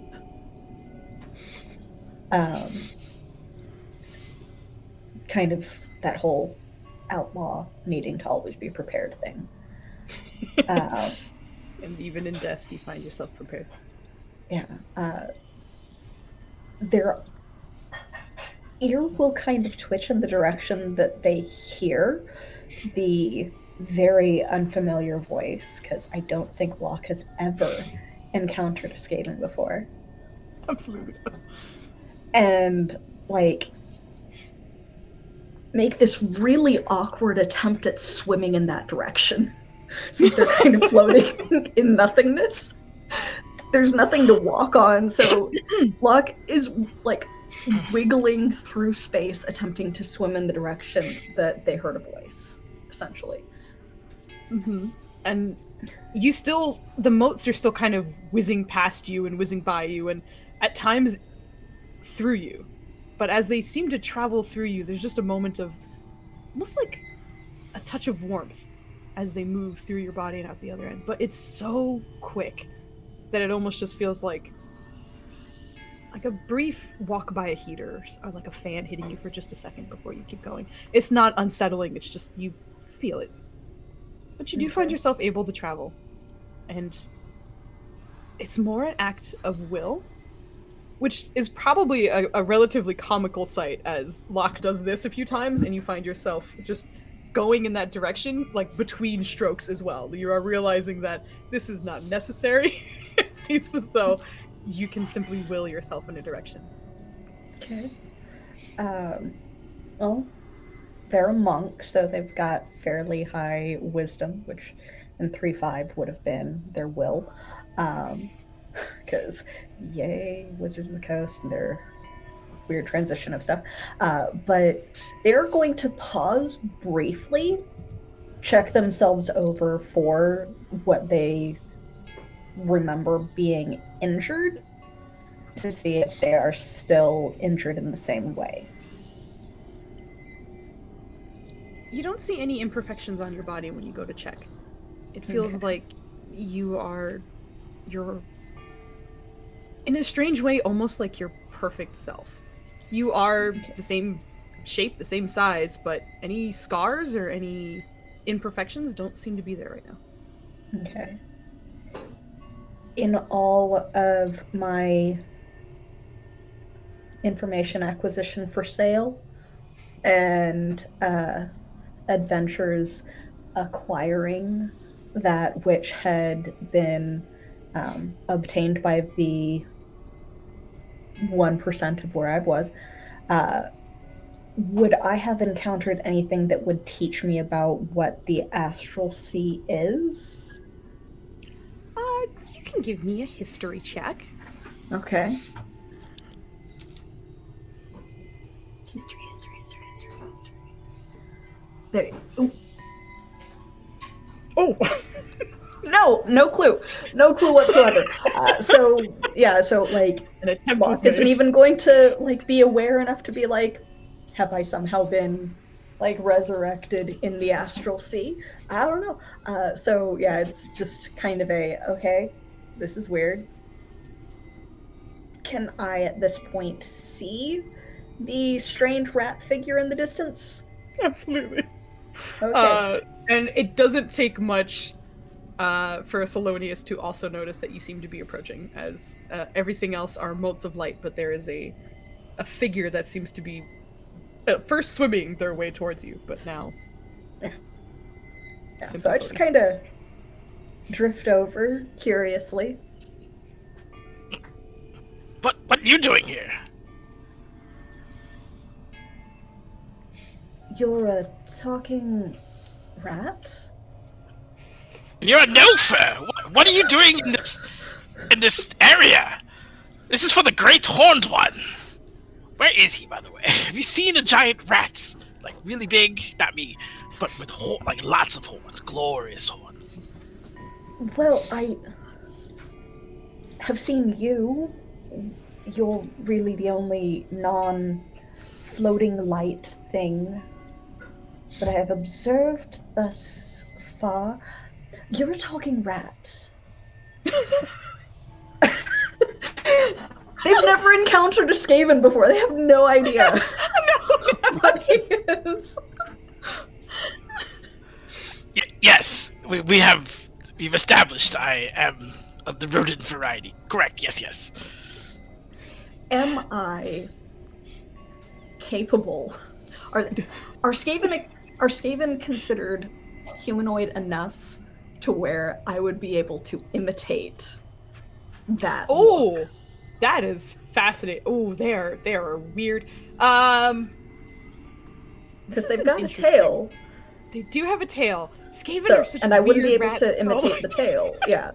I had to look up so many freaking reference pictionaries. I did so much work for you and you goddamn Skavens. You have no idea. Thank you. I do think they're probably humanoid enough. I do think that even as talented and as natural as this is to you, there will be a little bit of effort on your end. So I think we can go for a performance roll to see if you wanted to try, like how good of a matchup that would be. Yeah, it's more of a, like, I've never encountered a creature like this before, trying to add it to my repertoire. Okay. Ooh. Do I turn into a tailless rat? It's almost like it's a little more off-putting, as you kind of nail a lot of the extremities. The tail is hard to ignore, as well as sort of clawed hands and feet. But go ahead. Yeah, no, like, the changeling shape change cannot add limbs, so there is no tail. Yeah. Okay. Oh no, I know. I was just in terms of what you were taking note of. It's like we have these very clear details that we can work with, you know. But the clawed hands and feet seem to be the easiest to kind of replicate, because a lot of other humanoid creatures do have that, and that seems to be the first to kind of be able to be replicated. But there is something different about their faces. It's Skaven heads are really just rat heads. Like a lot of other humanoid creatures, especially if they're sort of like anthropomorphic in some way, there are human elements in that facial feature. That Skaven head is just a rat, and it's a little hard to get. So the sort of length of the snout doesn't quite come out as much as it should have. But you got most of, like, as a silhouette, you look like you could pass. But in details, especially Thelonious being close enough to Locke, it is uncanny valley for you. Ah! Skin stealer! Get away! Doppelganger! He's gonna start, like, rummaging to get, like, something, like, vile and just start shaking it, like, from, like, a gameplay standpoint, you just see him shaking like a vial, like he's preparing to cast something. In an offensive, like, get the fuck away from me. Yeah, so, like, situation. when Locke drifted over, it was with the, like, changeling, like, lacking of facial features effect. And when they were talking, like, lips formed out of the smoothness of their face. It was a little freaky. When you start freaking out about it, they realize that you are a little bit more weirded out by this entire experience than they are, and will promptly drop the shift. And their skin isn't quite as gray now. Like, the high points are still very gray, but, like, the shadows and contours of their, like, face and, like, arm and everything have gone to kind of this sallow peach color as they, like, try and hold their hands up to calm you down.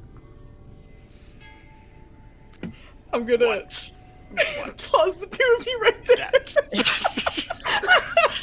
As the other three, you absolutely hear every bit of it. Oh yeah. About to ask.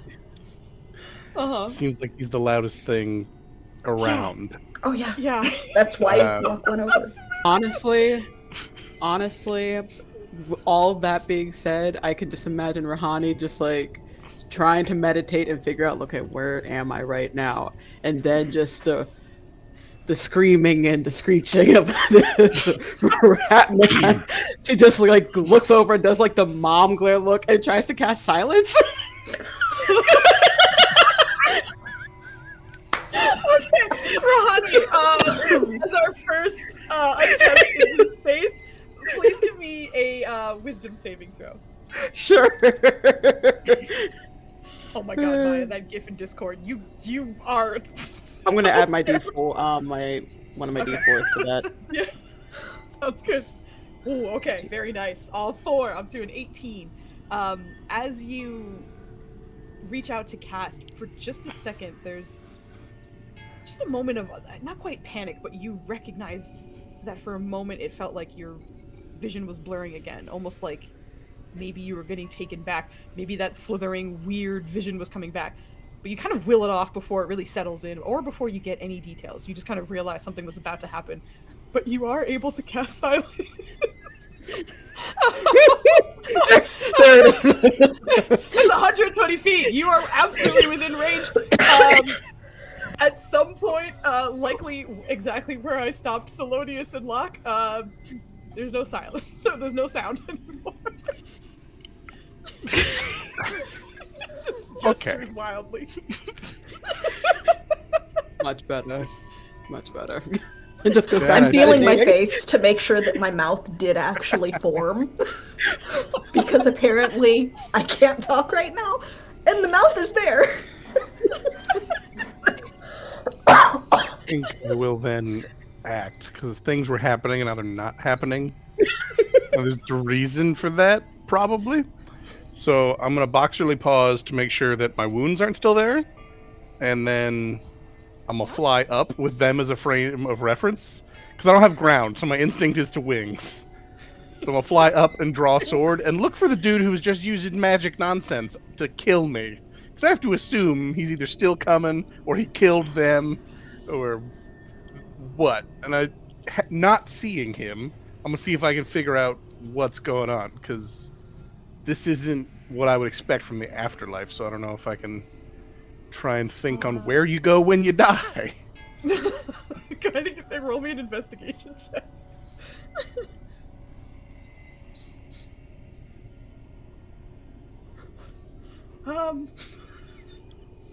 You don't see much of anything, and to be honest, to your detriment, there's a lot of movement right now.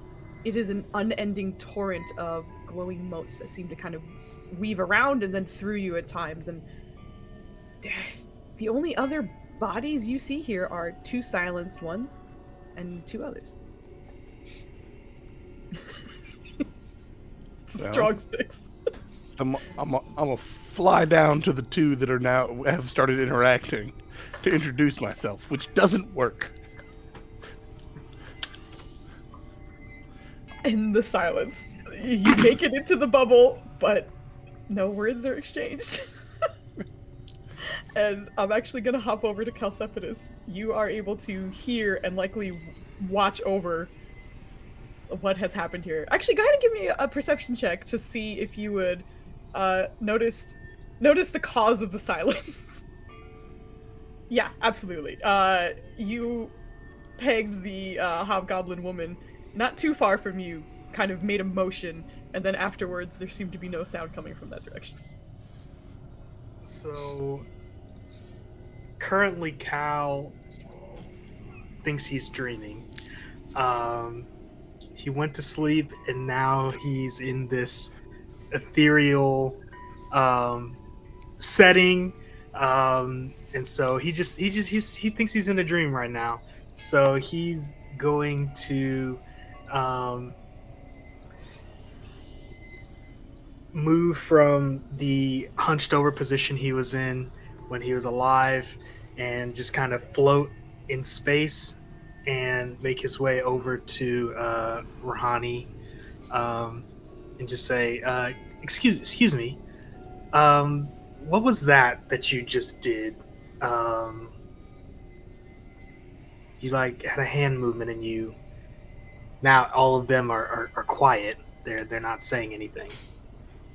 I was simply trying to concentrate and figure out what is happening. The small one, the rat one, was yelling and made it difficult to focus. So simply made it so that they would be quiet for a while. Interesting.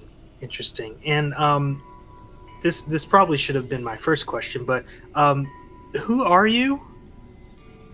And where are we?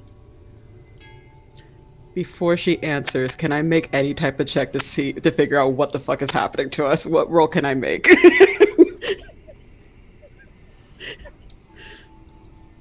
Foozca hit the silence. No. Sorry, I silenced because Dubs was genuinely just like stretching and getting up in the background, and all it was.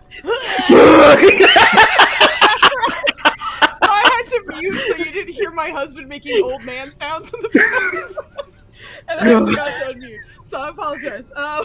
Anyway, yes, because you have a cleric background, I would say that you could either make an investigation or a religion. If you go religion, I will give you advantage. But I'm not proficient in religion. Wait, Okay. I am. I didn't get off. Hold on. Actually, let me double check. Oh wait, yeah, I am proficient in religion. Oh, no. Oh, you're not. Oh, you're okay. And I simply I forgot to click that. Oh my god. Anyway. Oh my goodness. Let's see. You said religion or what else? Or in Investigation. Sorry. Okay, Investigation, both of yes, them. Thank you. Both of them were that. Okay, just checking mine. Hopefully I don't sound too quiet. And just Okay. and we'll just add that last D4 just right there, Yeah. just to let's be go. safe. Let's get started. Okay, 18. Extra points or extra little nudges is fine.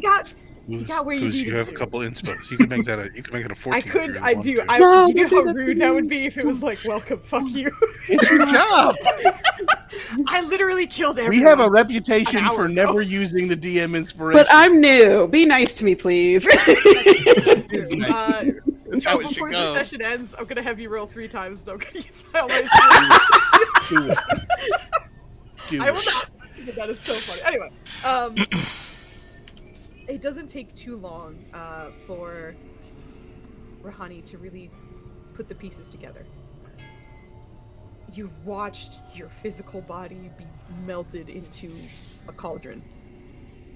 You don't come back from that. And that moment in time where everything just seemed to freeze. People get resurrected, sure, but it almost feels like nobody seems to remember the exact moment they die. It just seems to fade into darkness. So you experience something that you feel is uniquely tied to death and where you are, and the motes that are flying past you, those little gems of light. You look like one of those not too long ago. Those are other lives for sure. And you are dead. This is some sort of representation of yourself. And you feel like you should be following along with the trail of the others, but you aren't. And neither is he. I can't. Well, first and foremost, you may call me Rahani. Pleasure to meet your acquaintance. Call me Calcepetus, or you can call me Cal. It's up to you. Calcepetus. And in regards to what is happening, you are dead, and I am dead. The screaming one is dead. The one who was speaking with the screaming one is dead, and the flying one is dead. We're all dead. The light Probably in limbo, but we're dead. The light kind of dims from my eye as my smile slowly just like fades into like neutrality, and I just go, Oh my god. well, that makes sense. It was a rather cold night. It was Oh. bound to happen sooner or later. And I just start like floating down. She just watches him float down. Yeah. I do believe silence lasts for 10 minutes. Never mind. Yeah, I thought it was a 10 minute for some reason. It's literally 10 minutes. No, it's still up. Okay. What I'll do is like, oh well, I should probably. That's up to you. fix You that. do what makes sense, you know? She'll allow herself to float down with the kid back to where everyone else is, and she's just outside the bubble, and so she's just gonna listen. You stop yelling. If you stop yelling, I will let go of the silence. Deal? Shake yes or no if you do not understand. Just mouthing words at you. But after a moment, it's like, She'll release the silence. Yeah, this entire time, it's looked like Locke has still been attempting to speak to them and is just gesturing wildly. This continues as the silence drops, and there's still no sound coming out. They're just, being chaotic. That should have ended for you as well. Interesting. You all know what has happened, correct? I didn't here to see the great horned rat. There's a rat here? This one is a think fake there's dealer, by the way. Watch yourselves. I don't think there's a great rat waiting for me. Did you know the guy? The what? He's the only Well, he one just I've came up seen and so shot far. me. I didn't know him.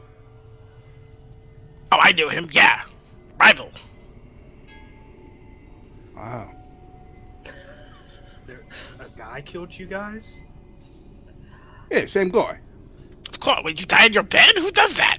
I just died in the complacent indifference of the cruelty of the world.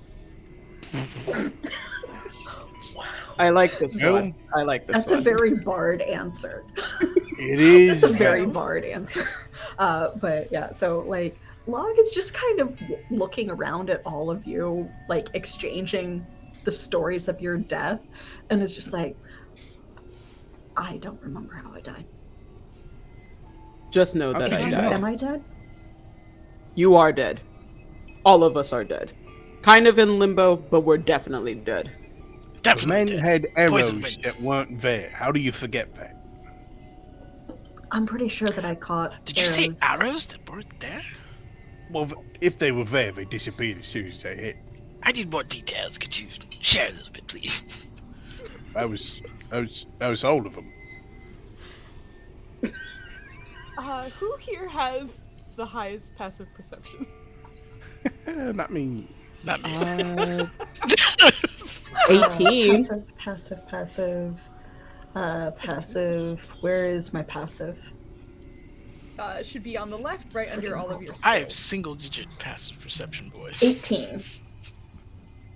Oh, look at us shaking hands in 18. 18! Yeah, we'll be in the middle. All right, It's so them. I don't believe you. Locke and Rahani, I think actually, just based off of who's focusing where, I think Rahani, you might catch it just a fraction of a second before Locke, but the two of you seem to notice that there seems to be a much larger mote of light that is moving in the opposite direction of all the others. They're all traveling through you in a way, but there's one much larger, and it feels like it's far away, but it's a little hard to tell distance in this sort of floating atmosphere that you are in. But it seems to be rushing towards you. It looks like you have time, but you do recognize that is on its way. I'm cocking my longbow just real quick. Just like a gun. I'm gonna shoot this bitch. Just in case. Just in case. So, Locke will kind of shift just slightly to where they're kind of in front of the others. between the others and this approaching light, and does it like super like casually. Which, by the way, when you approached Demon Guy, did you introduce yourself or attempt to within the silence? I did mouth words at you in the silence, yes. I have observant, so I would have been able to read your lips because they are humanoid lips enough for me to be able to understand the language. Oh yeah. It would have been, what's going on? My name is. Wait, what's happening? All right.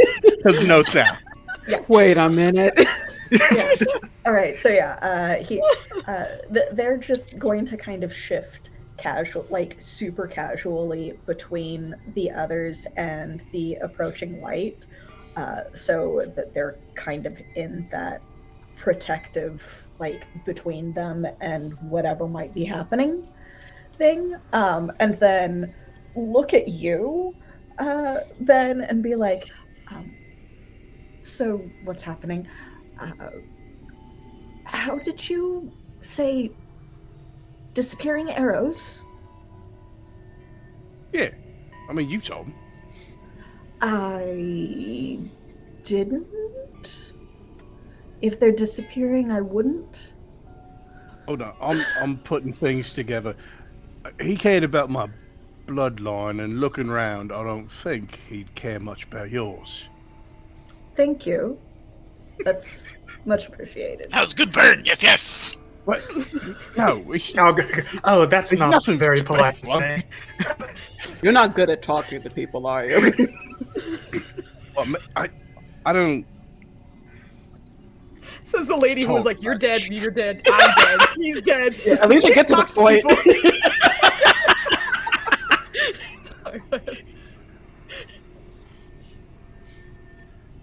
Oh, and then I'm just realized that I presumably still look like a gargoyle. I don't know if that carried over or not, but assuming it did, I will release that, and it'll look like something of stone, like crumbling and pebbles dropping off, but it goes up and fades out. So just surrounded dust by drifting off up, and then elf just shapeshifters. Oh, that's much different than when I do that. I'm And, to no, like, okay. still, like, kind of angled to where they can see the approaching light and converse properly.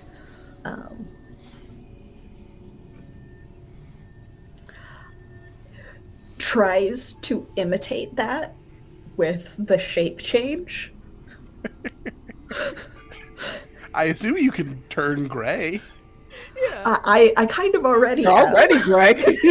But I try to take on the appearance of like marble.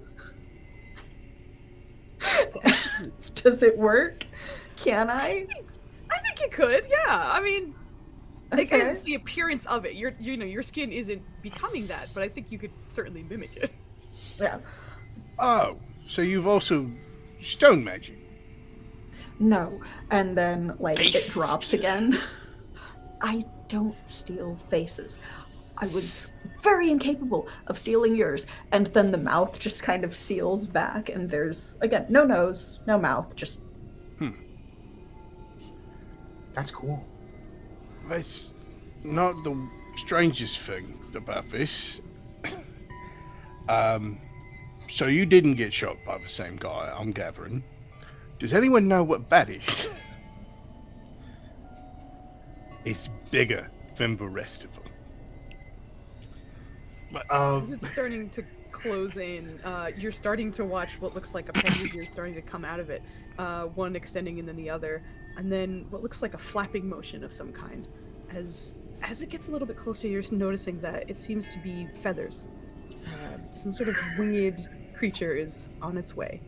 Does it Still look getting closer, hostile? but- Oh boy, does a mote of light with wings look hostile? Can I get a vibe? Can I get a vibe? Can I get a vibe? Vibe check. Check out that ball of light. Yeah! Come Please on, give me insight. Insight at disadvantage. Oh shit! No, damn it! Damn it! Fine. Damn it! That was freaking running from you. It makes me feel bad. I don't think you'd be able to. It's coming at you with purpose. I think with your insight check, you would just understand that you're probably the targets, whatever this is. Can I also insight check it since I'm trying to not necessarily stand but float between them Absolutely and a disadvantage. Okay. This is a hard thing to read. I apologize. Yeah, If it does try to hit us, I am readying an action. Yeah. I understand. While they're trying to insight it, he pulls a little vial out of his upper sleeve, shakes it, and pounds it, and casts invisibility. Invisibility. That's awesome. As you do this, roll me an intelligence saving throw.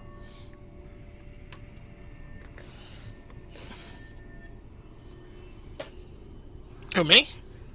Yes. Oh. Yeah, you. Look, man, that's not normal when you cast invisibility. Don't act like I'm out of line asking for clarification. God damn it! Okay. Wait, can I use Flash of Genius on myself?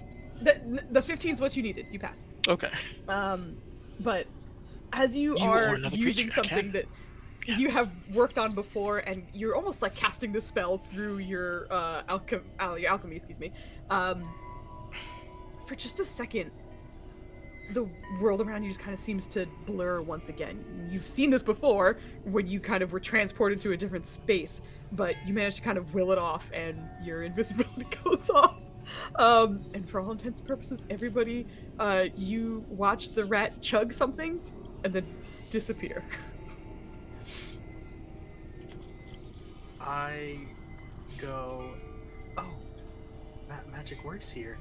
And I'm going to put my hands together and like write something on my palm with my finger. And I'm also going to cast invisibility.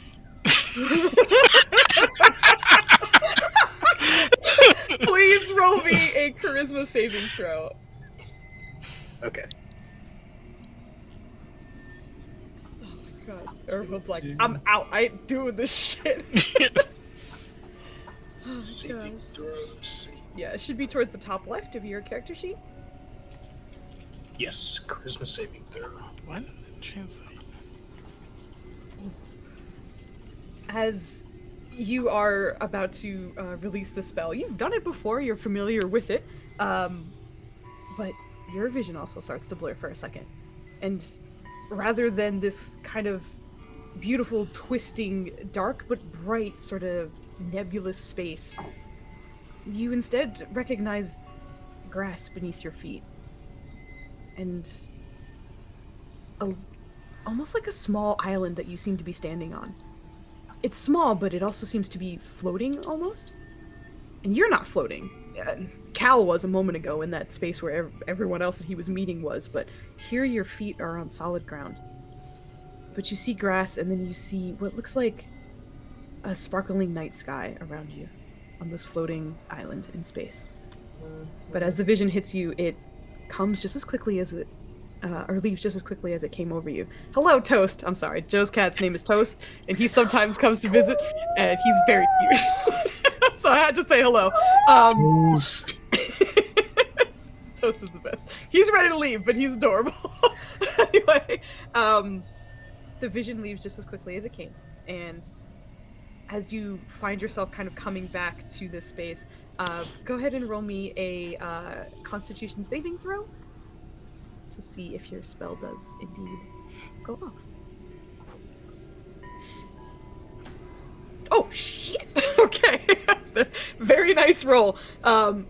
After coming back from that, everybody else kind of witnesses this satyr starting to cast a spell and then almost like zonking out. The body stays there, but the mind just seems to drift off. But coming back and not skipping a beat just completes the spell, and you find yourself invisible. Nice. By Toast. By Toast. By Toast! In that time, the wings get bigger, the moat gets bigger and bigger and bigger, to the point where the moat sort of seems to extend into limbs, into 2 arms, 2 legs, and a very long spear. Still glowing. So there is no detail that can be made. but you're starting to realize just how quickly this was moving to look so small from a distance, and to look so big as it gets closer. But rushing up to you in blinding speed, you see this coming. Is there anything anyone would like to do as it closes in? I try to swim away. I'm fully Yeah. interposing myself between it and whoever I can. I'm ready to shoot. I'm ready to shoot. I'm Just gonna say put the my- word, fam, and I'm ready to shoot. I'm gonna put my sword away. Yeah. I don't want to do this. For the record, I don't want to do this. But I'm Rouhani gonna just would. put a hand on the two remaining visible people's shoulders, just like with them on either side. Just we can't dodge twice. You want to bet? No, I'm just kidding. All right. You guys. Is Thelonious doing anything? He's swimming away too. Oh. The two invisible ones are swimming Valid. away. I love it. Valid. 100%. Yeah. Entirely valid. Are we swimming in the same direction, or are we just going two random ways? Just crash into each other because they can't see each other. So who knows where we're going? He's Can I going have a luck check like from the two of you? just a D20. Yeah, just a D20 from the two of you.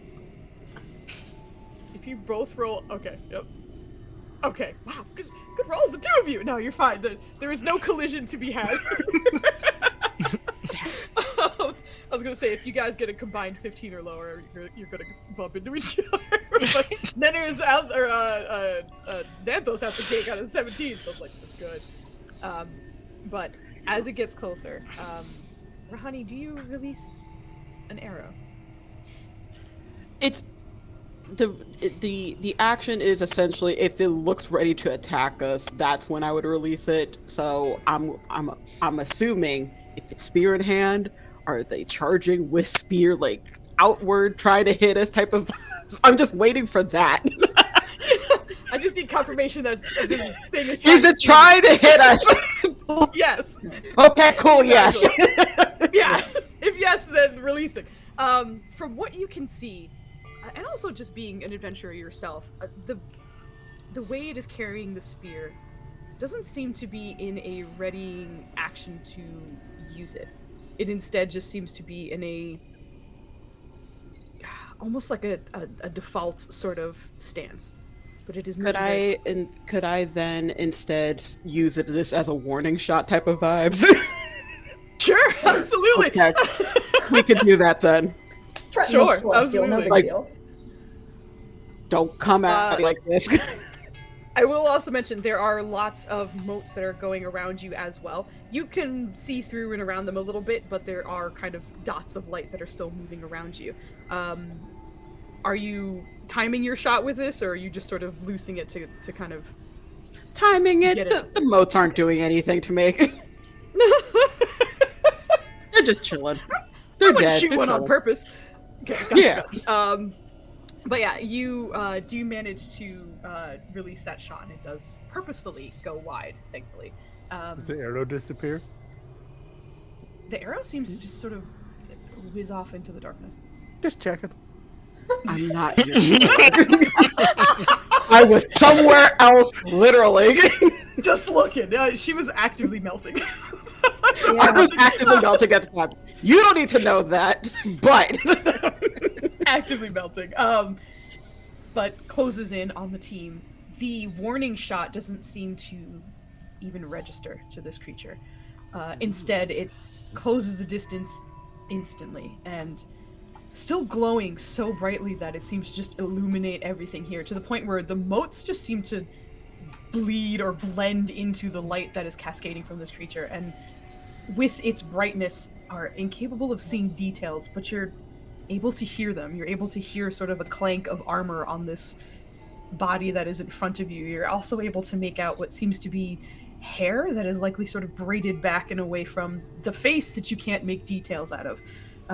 But one hand holding the spear, the other seems to just press up against, reaching towards the five of you, even the invisible ones who seem to be kind of doggy paddling away from the scene. But before it can reach anyone, that hand seems to almost curl around, almost like a barrier or a dome that seems to be around just the 5 of you or so. But reaching out a hand, you hear many layered voices. I can't see you, but I know you are here, and you are lost. This is not where you belong. Someone go ahead and give me a religion check. If you have proficiency, roll with advantage. You said religion check? Religion. Oh, he doesn't give a shit about religion. Oh! Did I get a religion? Right, let's go. Oh, shit! Let's go. Oh my god, look at these fantastic rolls. Okay. The invisible ones are the ones who know. That's why we're swimming away. Hello! We just got rated by Rev. Thank you so much, man. We had a wonderful stream. For those of you who don't know, Rev is awesome. He's a variety streamer, and I'm on his Pathfinder campaign that's on every other Monday. I said Wednesday for some stupid reason. But Rev's awesome. Go ahead, sorry. Rev is awesome. Sorry, I didn't mean to cut that off because it's worth saying. But I just wanted to take a moment to appreciate that in a group of 5 people, 3 of them have religion proficiency. That never happens. I actually don't. That was entirely accidental. I forgot to take it off. Did you roll twice? I didn't even see that. Oh, I did see the 0. I meant to so say 4. I didn't Yeah, even catch that because they were both 8s, so in my head it was just 1 roll, so that worked out. Yeah, Me. it worked out. I mean, That's my secret. I always make sure to have proficiency in religion or insight because that's just me. Give me vibe checks and religion. Can you do this more often? Fucking no one has religion on this channel. You have no idea. Invite me. I annoy everyone with the insights. Religion. History made sense, but I was like, you know what? No one's gonna take religion. I'll make sure that it's covered. Yeah, the thing is, like, you can't be too meta-y, right? Where it's just like, I know I'm dying, religion might help, but like, my character doesn't know that. Anyway, with these incredible checks, genuinely, the invisible boys, Fell and Fell, as well as Rahani. Rahani, it does hit you first. Thankfully, that training is coming in hand here. But you know of plenty of deities, and you know you're not staring at one, but what is instead approaching you is likely the avatar of one. And there is a particular avatar goddess, excuse me, that does seem to police the transition of souls, ensure that it goes wherever it needs to go, and she is known as a warrior goddess as well. This is not Oya, but this is likely one of Oya's avatars, who has detected an anomaly and has come to investigate. You notice immediately, that you connect those dots very quickly. Cal and Thelonious. Cal, you have heard whispers of Oya, and that's how this kind of comes to you, simply because of your exposure to the city and such. You haven't particularly worshipped her or known a lot about her, but you also kind of get this detail as well. And Thelonious, you smart little bastard. You said everything you can and have come across this information as well. But in hearing those layered voices just reaching out to you, it continues. Cal peeks out from, because he's in like a fetal position because he saw those tentacles heading towards him and realized that he wasn't wrapped up and killed even though he's already dead. He looks through his fingers and he's like, oh, I'm fine. Yeah. Locke is gesturing to the others because can't see us, therefore just don't talk and it won't know where we are. Because that's the entire thought process going on right now, since I have no idea what the fuck this thing is. I rolled an 8. Its vision is based on movement. Doing well! But the hand continues to sort of press up against the barricade between the two, between all of you, and this invisible space. But the voice continues. The voice says, I can't see you, so I cannot help you. But you need to find your way. You are not meant for the hells. You are not meant... Something blinds us to you, but we know you are there. Stick together, it's easier to find you this way. And progress. You need to move forward. If you stay here for too long, you will be nothing. And no one deserves that. Move as one. I will keep track. And once I find you, I will place you where you belong. But you must move forward. Together. We're in a 3-dimensional space. What is forward? Yeah, I was about to say, Locke is going to lean over to the cleric, because the cleric seems to be the most knowledgeable, and whisper as quietly as they can, which way is supposed to be forward? Can I do like a survival? Which way No! forward? Because with your ridiculous religion check and the fact that you have eyes, you can see all the motes going in one direction. Oh yeah, sure, yeah. We're following the moats. We're following those. I do have a very, very important question, and this is for me personally, and people who know me know this question is coming. Is this avatar single by any chance? If it's coming, I do need it now. Listen, you can't communicate right now. She can talk to you, but you don't know what her love life I'll find you. I'll find you. I will also mention I super cheated with this goddess. There is actually a particular D&D goddess that does keep track of souls, but I snuck some African mythology in there, so and I love that. African goddess. So, I love that. That's where I stole that from. I saw that and I'm like, yes. We're here. Okay. Anyway, with that information delivered to everybody, I believe we have hit our time, which is at 10. So we are going to end our first session here, with the message delivered and 5 dead people in the afterlife.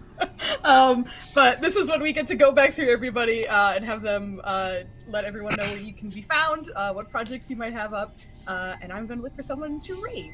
So I'm going to, I guess, reverse order, because I believe we ended with Ava. So would you mind telling the folks who you are and where they can find you? Hello, my darlings and dears. It's your mother, Ava, here. I know you can't see the cozy, but we'll do like the fan thing anyway. I did see it.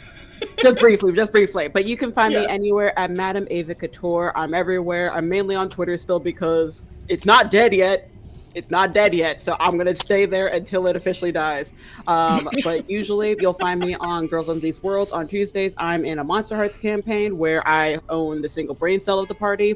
And then, not this week, but next week, I'm going to be back on Exquisite Corpse Presents for our Thirsty Sword Lesbian campaign where I played an anxious daughter of King Arthur. And that's always a delight. So follow me in those spaces.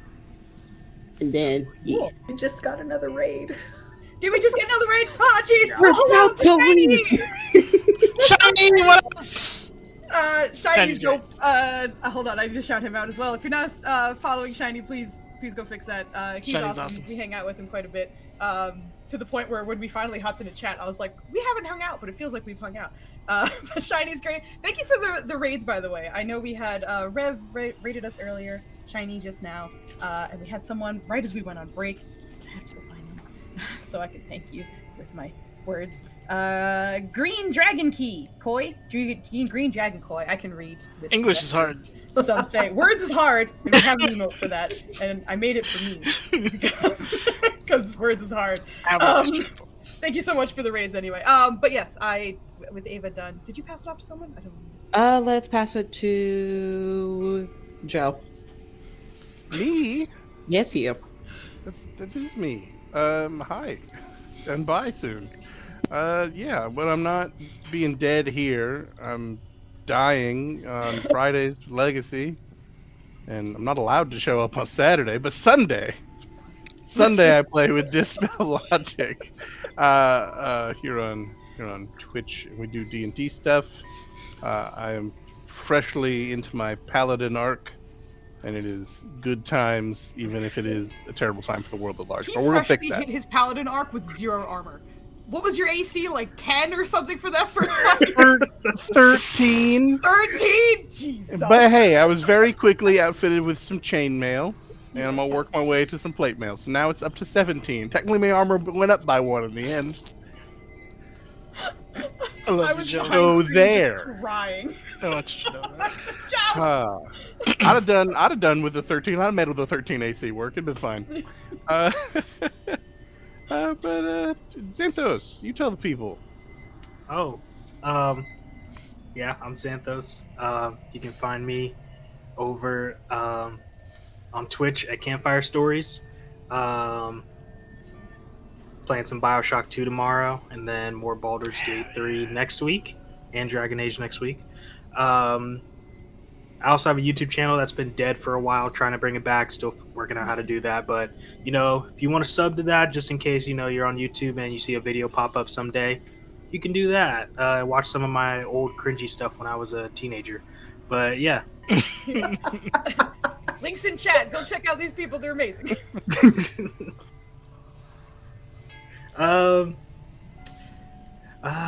Evie. Okay, hi. I am Evie, the Disaster GM, as you might see from the background back here. I am the GM over at Altered Echo Archives for our Cypher system-based campaign, Empyrean Rising. I am known as the Disaster GM for a reason, because all of my campaigns have something crazy and disastrous, and I'm really bad at tech. But yeah, so catch me every other Sunday at 3 Eastern, noon Pacific, for Empyrean Rising, where the group it's basically about a world changing and a group of heroes discovering themselves along the way. Foos is currently guesting with us. Thank you very much for putting up with me and trying out a system that you are not familiar with. But yeah, so let's kick it over to Nenners. I'm Nenners, Donario, Nennerino, whatever you want to call me, essentially. I accumulate nicknames fairly quickly. I am here on Fridays as I DM the Legacy campaign. Which is back tomorrow. I'm so excited. Which is back tomorrow. And we are reaching somewhat of a conclusion, so I'm kind of excited about that. But yeah, and after that's done, I will eventually run a Shadowrun short, and I'm super excited about that. So that's gonna be fun. But anyway, yeah, I'm here on Fridays, Saturdays. I'm in Foozca's campaign, being a victim the whole time. It's great. So if you like this trauma shit, tune on in. She's got plenty of it to go around. Don't worry. If you want to get your feels, check us out on Saturday. That's where it is. Listen, don't act like you ain't doing some dark shit too on Friday. Anyway, no, love you. And lastly, I'm Foos, the DM for this short series that I'm very excited about. And I play with Nenners on Friday as Ravaya, whereas Nenners is trying to do terrible things to us, and it's hilarious. And I'm the DM on Saturdays as well for Difficult Terrain. Thank you everybody for joining us. I know we had a bunch of friends from the wonderful guest cast that I've had here, and it was wonderful reading the comments and the chat and such, so it was really, really fun. Thank you very, very much for hanging out with us. And you will catch us next Thursday, continuing this storyline of these dead folk in the afterlife. But with all of that, we are going to go raid Blue Cottage D&D. They have raided us a bunch of times. I've been following them for a while. They actually run in-person games. And look, I'm a little biased, but one of them has a fucking sick fro. It's incredible. Immaculate, even. So I'm biased, obviously. So we're gonna go raid them. Miraculous. When we go there, tell me it's not miraculous. It is incredible. Okay. We're gonna go raid them. Please have a wonderful night hanging out with us. It was such a delight to hang out with you. I also forgot. Just thank you for including I forgot I have a channel.